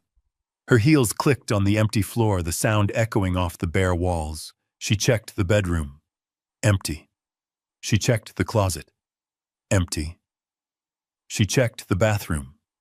The only thing left was a small plastic bottle of hotel shampoo on the edge of the sink. She walked back to the living room and stood there. The magnitude of what had happened finally crashed down on her. The $5 million. The mortgage on the penthouse. The loan against the company. The burned bridges with her son. The humiliation of her husband. She had traded it all for a ghost. She wasn't a victim of a bad investment. She was the victim of a romance. A fiction written for an audience of one designed to extract maximum value before the credits rolled. She fell. It wasn't a graceful faint. Her legs just gave out. She crumpled onto the hard floor, her white linen suit staining with the dust of the empty apartment. She didn't scream at first. She just made this low, keening sound, like a wounded animal. Then the dam broke. She screamed. A raw, guttural scream of pure anguish that tore through the speakers of my laptop. She pounded her fists against the floor until I was sure she was bruising the bone. She curled into a ball, rocking back and forth, sobbing uncontrollably. "I am sorry," she choked out between sobs. "I am so sorry." I didn't know who she was apologizing to. Was it me? Was it Jason? Or was she apologizing to herself for being so catastrophically stupid? I watched her for a full minute. I watched the woman who had stood on a stage a week ago and called me a senile old man, now reduced to a weeping pile of regrets on a dirty floor. I should have felt happy. I should have felt triumphant. But I didn't. I felt a cold, hard resolution. This was the payoff. This was the moment I had engineered. But the game wasn't over. She was broken, yes, but she was still dangerous. She still had the legal guardianship paperwork. She still had Jason in my chair. And when a cornered animal realizes it is trapped, it doesn't just cry. It bites. I reached out and closed the laptop. The sound of her weeping cut off, instantly replaced by the hum of the refrigerator in my dingy rental. I stood up and walked to the window, looking out at the rain. "Cry it out, Patricia," I said to the glass, "because tomorrow you are going to need your strength. The court hearing is in 48 hours, and I have one more video to show the judge." I picked up my phone and called Maya. "It is done," I said. "He is gone. She is wrecked. Get the paperwork ready. We are going for the throat." The air in courtroom 4B was stale, recycled, and thick with the scent of impending doom. It was a windowless room illuminated by harsh fluorescent lights that hummed with a low headache-inducing vibration. I sat at the defendant's table alone. My lawyer, a good man named Caldwell, was sitting in the gallery behind me per my instructions. I wanted the court to see me. Just me. I wanted them to see the man Patricia claimed was a hollow shell. Across the aisle, Patricia sat next to Vance. She was wearing a modest black dress that made her look like a grieving widow, even though her husband was sitting 10 feet away. She was pale. Beneath the layers of expensive foundation, I could see the dark circles under her eyes. She wasn't just tired, she was terrified. I knew why. She was doing the math in her head over and over again. $5 million gone. A mortgage she couldn't pay. A loan shark interest rate ticking up by the second. Her only way out, her only lifeline to avoid prison or bankruptcy, was to win this hearing. She needed control of my company. She needed to liquidate my assets to cover the crater she had blown in her own life. Vance stood up, smoothing his silk tie. He looked confident. He thought this was a formality. He walked toward the judge, a stern woman named Judge Hawthorne, who had seen it all and looked like she wanted to be anywhere else. "Your Honor," Vance began, his voice smooth and practiced. "We are not here to punish Mr. Sullivan. We are here to protect him. The evidence we have presented is irrefutable. We have the testimony of Dr. Evans, who confirms that Henry shows classic signs of advanced cognitive decline. We have the sworn affidavit of his stepson Jason, who has witnessed violent outbursts and dangerous forgetfulness. And we have the video evidence." Vance gestured to a screen where a paused video showed me yelling at a television. It was the same clip from the tablet, taken out of context, edited to make passion look like madness. "Mr. Sullivan built a great empire." Vance continued, turning to look at me with mock pity. "But the sun has set on that day. He is no longer capable of managing his own affairs. He is a danger to his financial stability, and potentially a danger to others. Just last week, he was seen wandering the streets in a tuxedo, sleeping in his truck. These are not the actions of a rational man. These are the cries for help of a mind that is lost." Patricia dabbed her eyes with a tissue. It was a perfect performance. She looked at the judge with trembling lips. "I just want him to be safe, Your Honor," she whispered, her voice cracking just enough to be convincing. "I love him. I can't watch him destroy himself." I watched her. I didn't feel anger anymore. I felt a strange kind of awe. It was impressive, really. She was staring into the abyss of financial ruin. She knew that the man she loved had robbed her and abandoned her. She knew she was standing on a trapdoor, and yet she was lying with such conviction.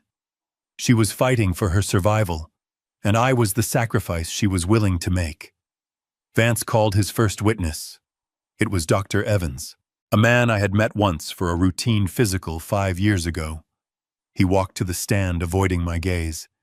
He testified that my recent behavior was consistent with rapid onset dementia. He used big words: frontotemporal degeneration, executive dysfunction. He made it sound medical. He made it sound hopeless. I knew Vance had paid him. I knew his practice was struggling, and a hefty consulting fee from the Sullivan estate was hard to turn down. Then came Jason. He walked in wearing one of my suits. He looked tired, too. The disaster at the construction site had taken a toll, but he still had that arrogant tilt to his chin. He sat in the witness box and lied. He told the court that I forgot his name. He told them I left the stove on. He told them I threw a stapler at him in the office. I sat there, stone still. I didn't object. I didn't shake my head. I let them pile the dirt on my grave. I let them build a mountain of lies so high that they thought I would never be able to climb out. The judge listened to it all, scribbling notes. She looked at the medical reports. She looked at the financial statements Vance provided, which showed erratic spending. Of course, they were erratic. I had been moving money to secure the trap, but to her it looked like chaos. After 2 hours of testimony, Vance rested his case. He walked back to his table and sat down, patting Patricia on the hand. She let out a long, shaky breath. She thought she had done it.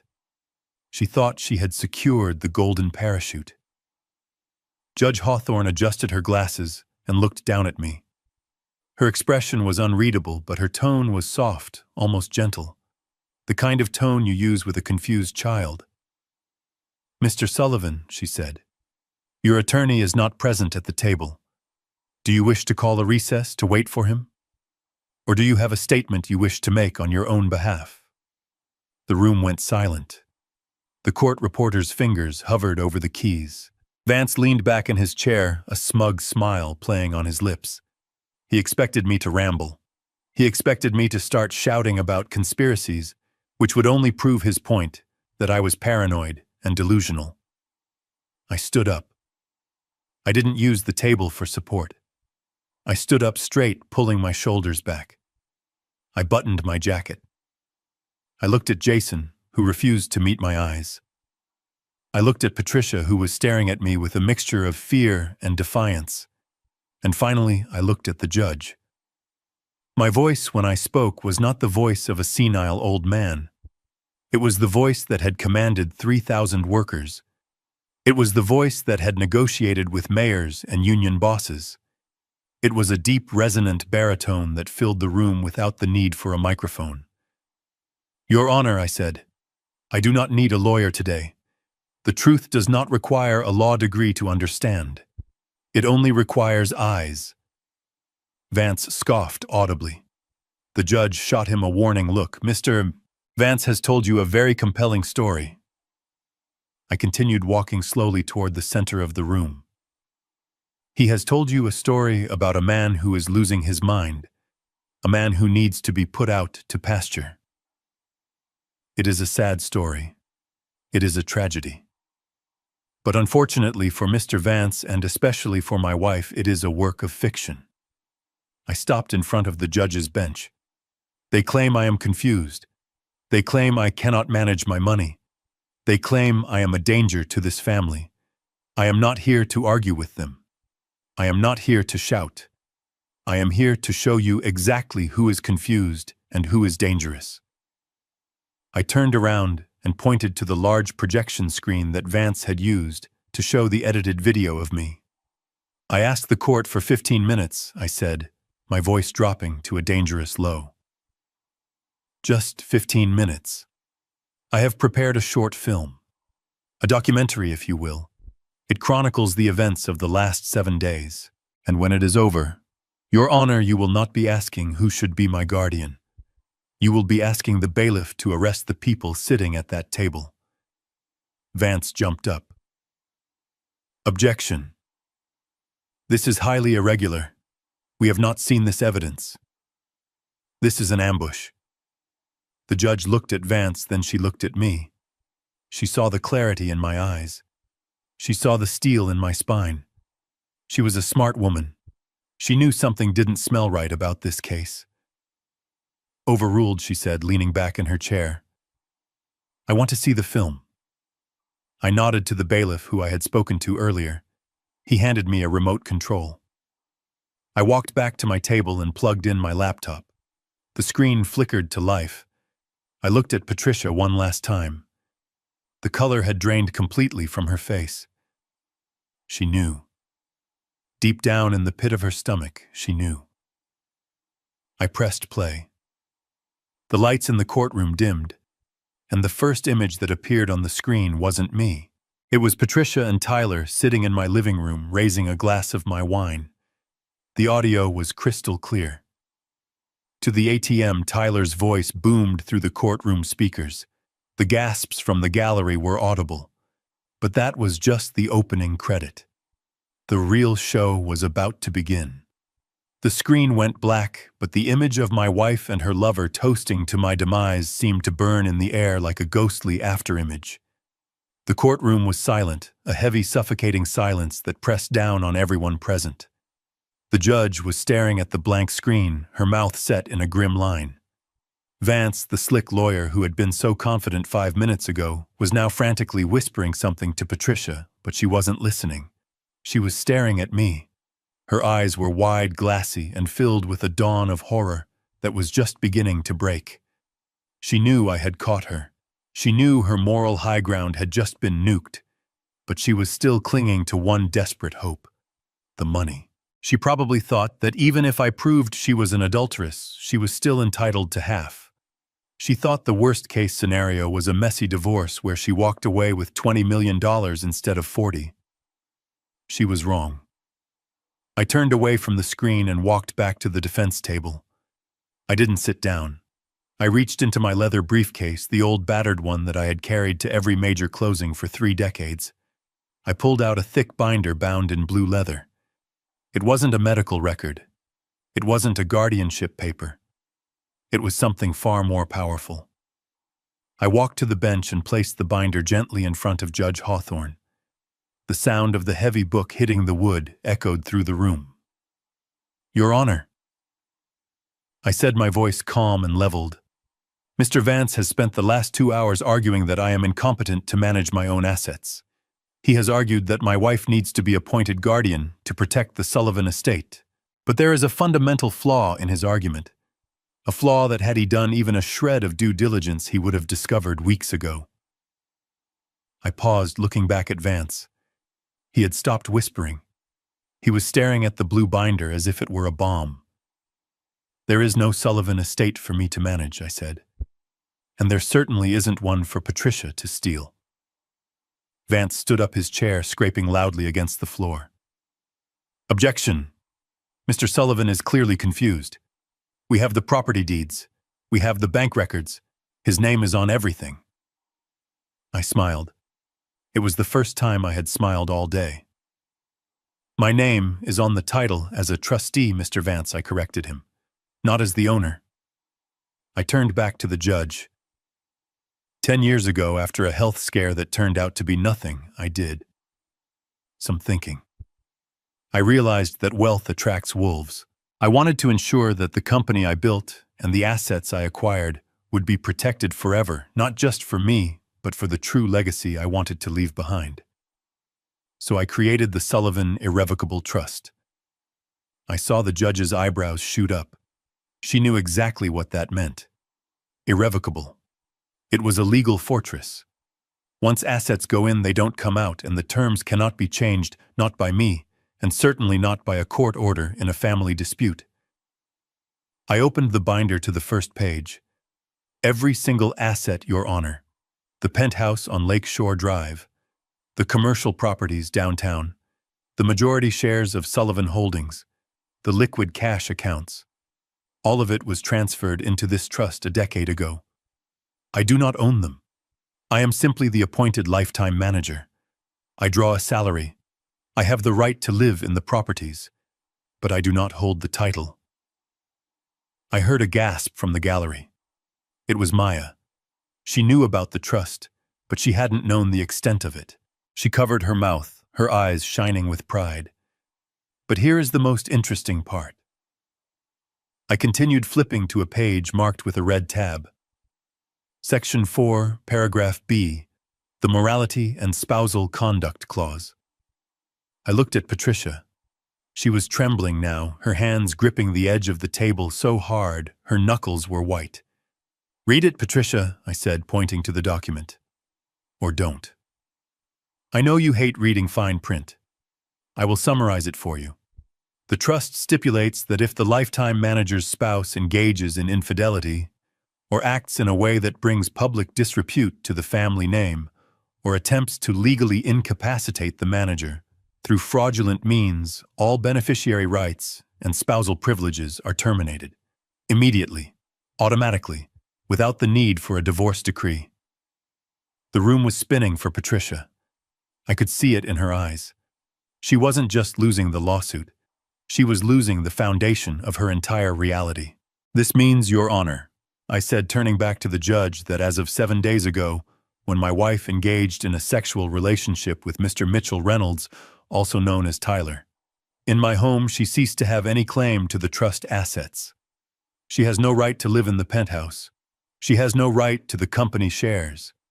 She has no right to a single dime of the money she tried to seize." Vance was pale. He was flipping through his own papers looking for a way out, but there was none. An irrevocable trust was ironclad. "But wait," Vance stammered, sweat beading on his forehead. "The loan, my client, Mrs. Sullivan secured a liquidity loan last week. $5 million. The bank approved it. It was secured against the penthouse equity." I laughed. It was a cold, harsh sound. "Ah, yes, the loan," I said. "I was wondering when we would get to that." I walked over to the witness stand, where Jason was still sitting, looking like a deer in headlights. I leaned on the railing. "You see, since the penthouse belongs to the trust, and Patricia is not a trustee, she had no legal authority to pledge it as collateral. The bank approved the loan based on her fraudulent representation that she was the owner." I turned to look directly at Patricia. "You signed those papers, Patricia. You signed a personal guarantee. You told the bank you owned the asset. That is called bank fraud. But more importantly, since the collateral is invalid, the trust is not liable for that debt. You are." Patricia let out a small, strangled squeak. $5 million, I said, spelling it out for her. "You borrowed $5 million in your own name. You sent it to a con artist who has already vanished. And now the bank is going to come looking for their money. They can't take the penthouse. It belongs to the trust. They can't take the company. It belongs to the trust. So they are going to come for you. They will take your jewelry. They will take your personal savings. They will take your car. And when that isn't enough, they will garnish every paycheck you ever earn for the rest of your life." Patricia slumped forward, her head hitting the table with a dull thud. She didn't faint this time. She just gave up.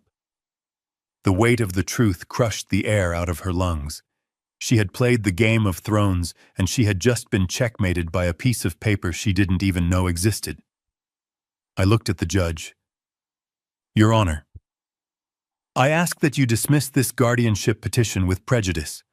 I ask that you issue an immediate eviction order for Patricia Sullivan and Jason Miller from all trust properties. And I ask that you forward the transcript of this hearing, along with the evidence of the fraudulent loan application, to the district attorney's office." Judge Hawthorne looked at the binder, then at the video screen, and finally at Patricia, who was sobbing quietly into her arms. The judge's face was hard. She had no sympathy for predators who got caught in their own traps. "Petition denied." Judge Hawthorne slammed her gavel down, the sound echoing like a gunshot. "Mr. Sullivan, you are clearly of sound mind.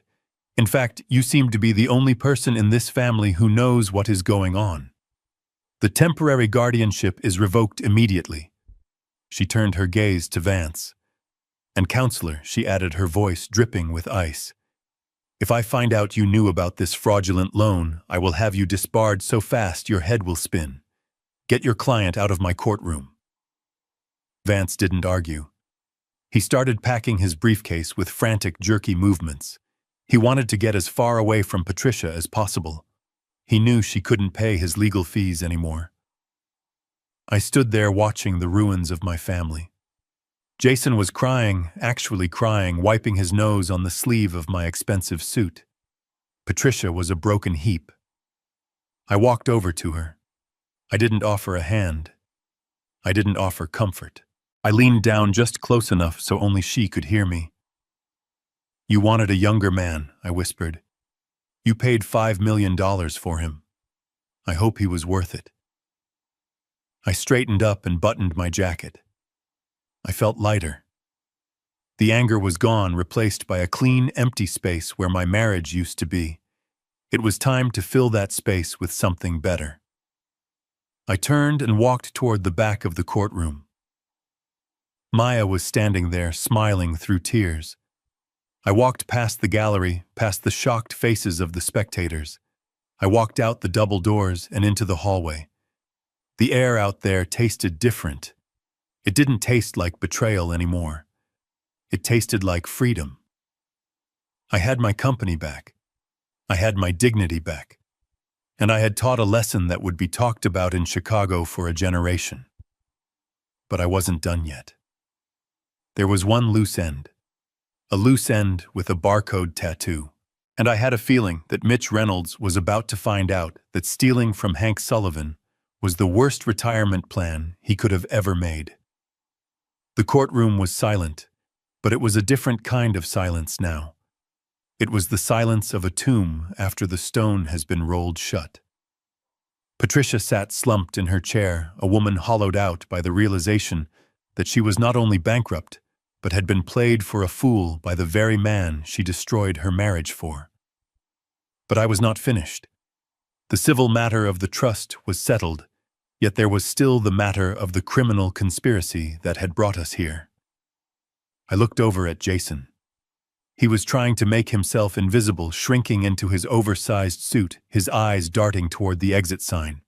He thought that because the judge had dismissed the guardianship, he could just walk away. He thought his only crime was being an incompetent CEO. He was wrong. "Your Honor," I said, my voice cutting through the heavy air, "I have one final piece of evidence to present. While my wife was the face of this operation, she was not the mastermind. Or rather, she was not the only one looking to profit from my demise." I clicked the remote one last time. The screen flickered back to life. The timestamp on the video was from 3 days ago.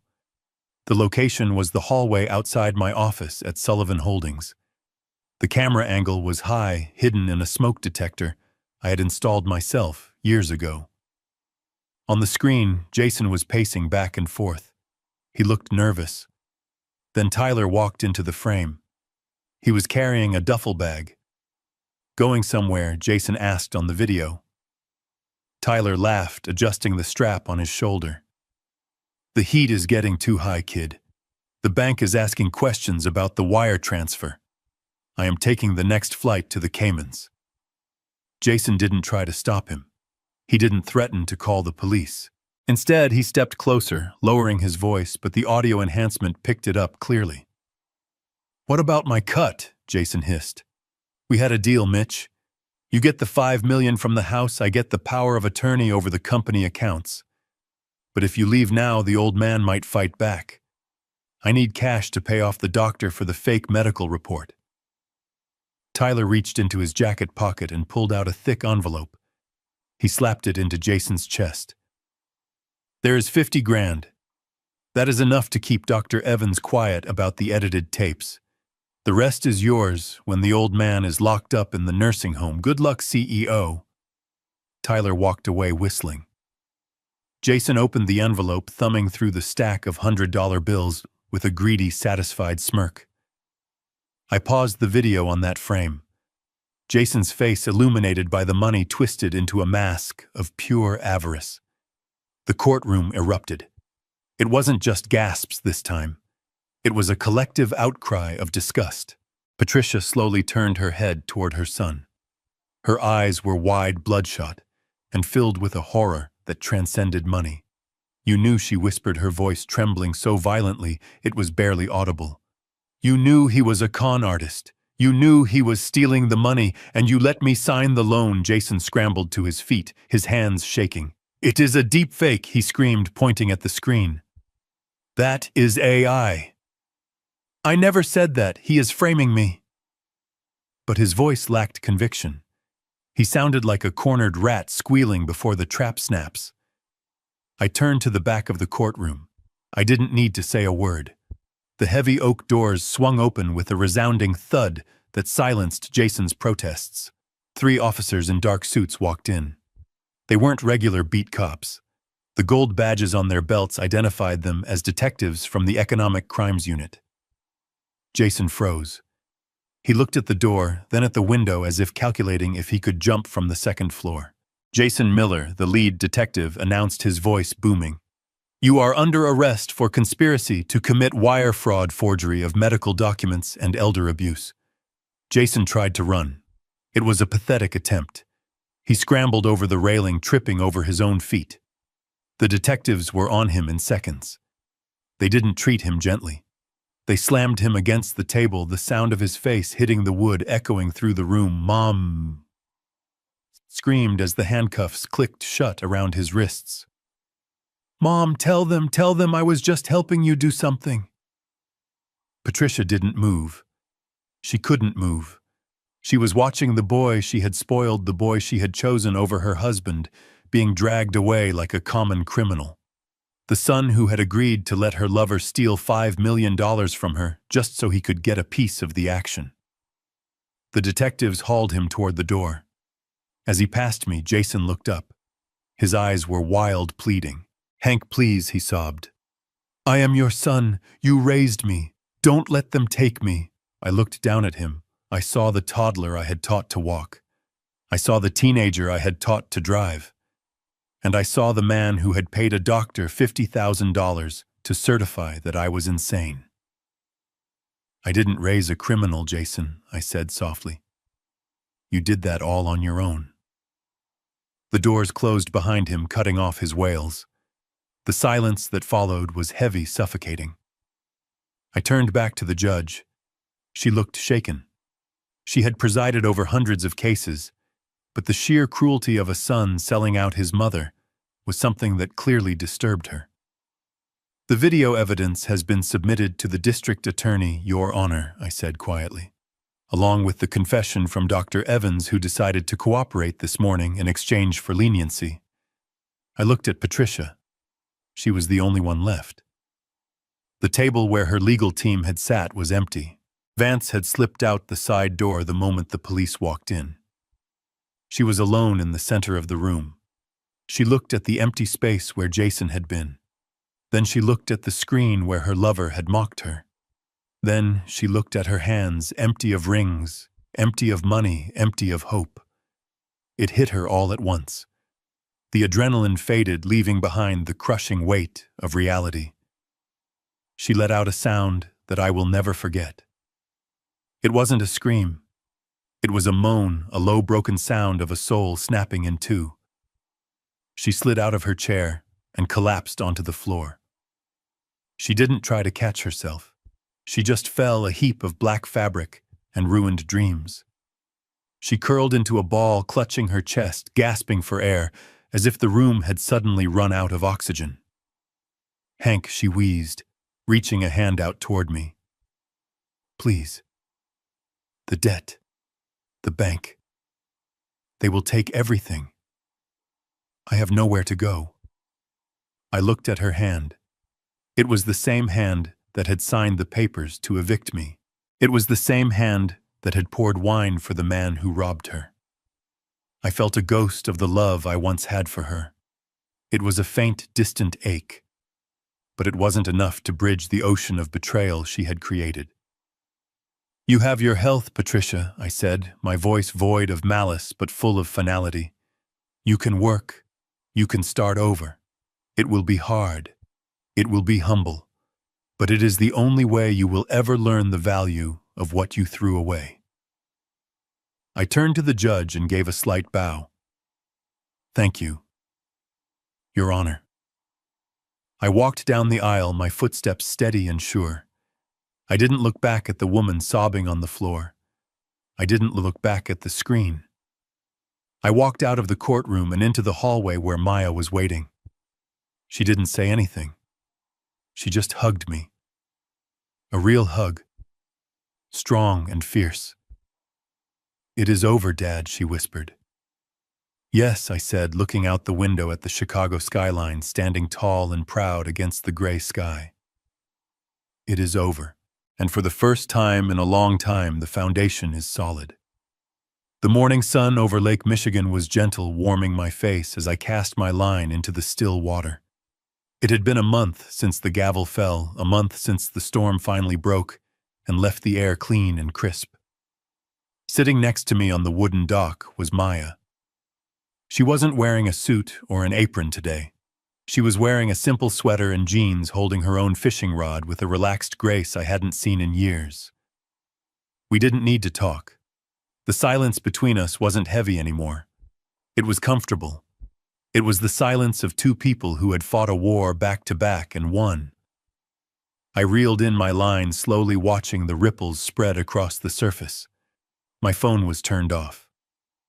For the first time in 40 years, I didn't care about the stock market or construction schedules.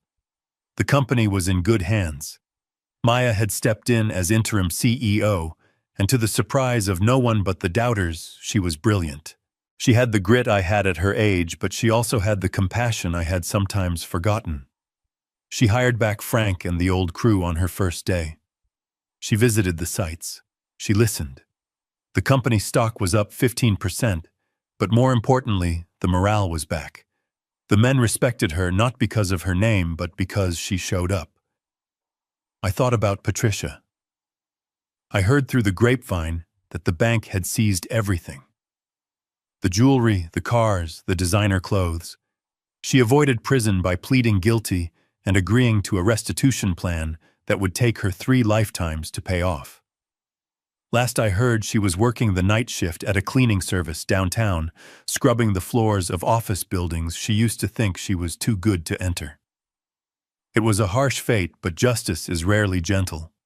She was learning the value of $1 the hard way, one mop bucket at a time. As for Jason, he was awaiting sentencing in county jail. His friends had abandoned him. His arrogance stripped away, leaving a frightened boy who finally had to answer for his own choices. I looked at Maya. She caught my eye and smiled. "You know, Dad," she said softly. "You never told me what you whispered to her in the courtroom." I chuckled, casting my line out again. "I told her that some things can't be bought," I said, "and that included dignity." Maya nodded, looking out at the water. "I am glad you called me Dad. I missed you." I reached over and squeezed her shoulder. "I missed you too, sweetheart. I am just sorry it took a catastrophe to wake me up." We sat there for a long time, watching the bobbers dance on the water. I realized then that this was what retirement was supposed to be. Not parties, not yachts, not pretending to be young. It was this: peace, family. The simple, quiet joy of knowing that the person sitting next to you loves you for who you are, not for what you can give them.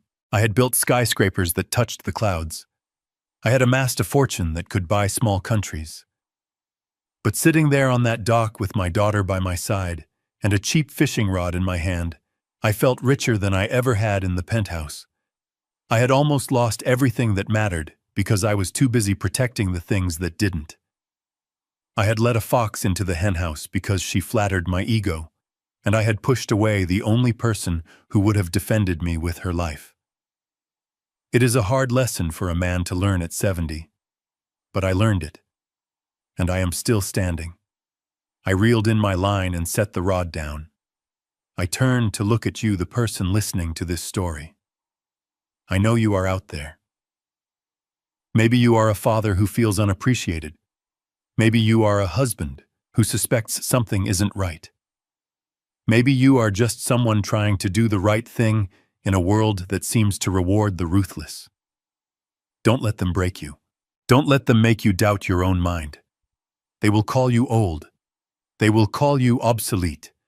They will try to take what you have built and tell you that you don't deserve it anymore.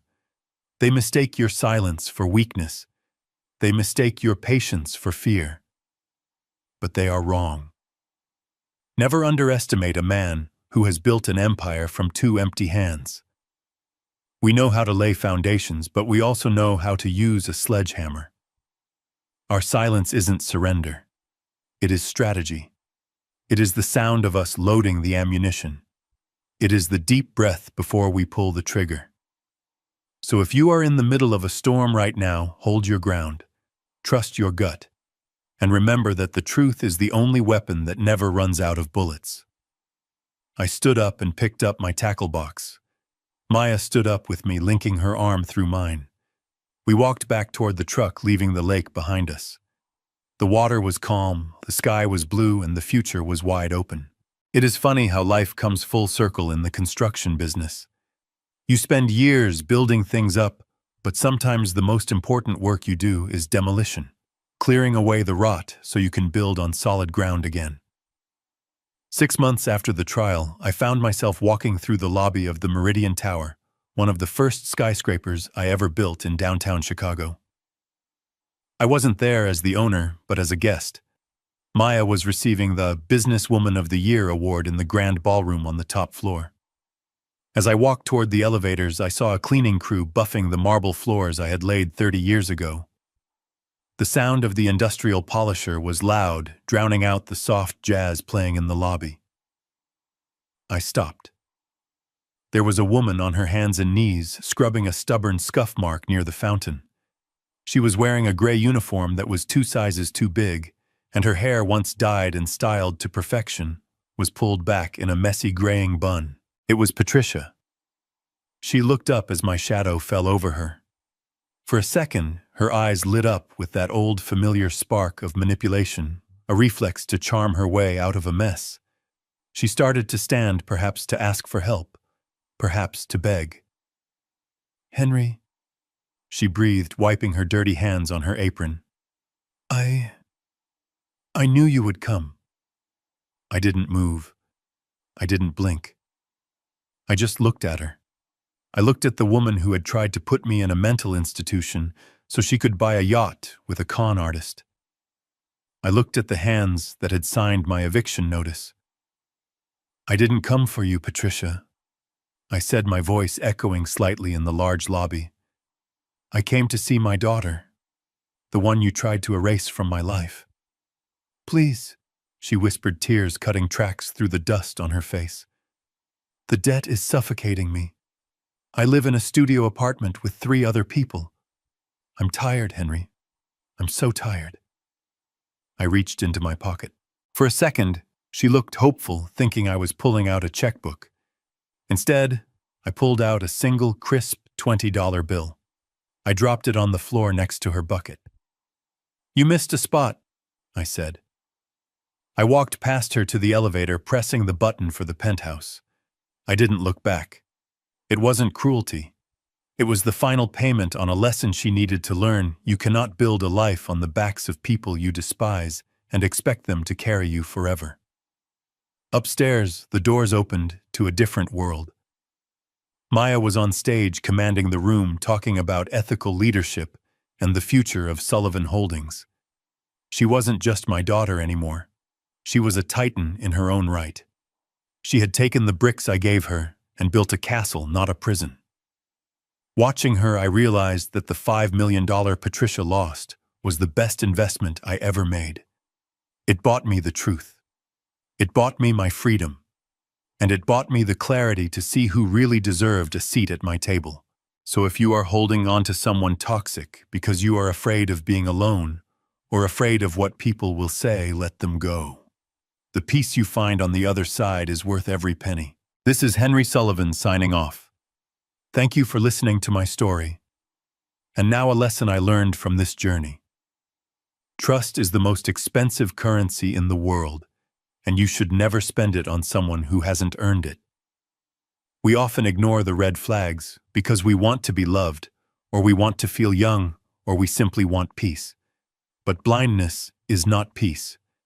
Real peace comes from facing the uncomfortable truth and removing the people who are only there for the shade of your tree, not the strength of your roots. Protect your legacy, but more importantly, protect the people who would stand by you, even if that legacy turned to dust. If this story resonated with you, if you felt the anger and the redemption, please leave a comment below. Tell me where you are listening from. Tell me if you have ever had to stand up for yourself against the people you loved. I read every single one. And if you want to hear more stories about justice and resilience, hit that subscribe button. Until next time, keep your head up and your eyes open, with love and respect.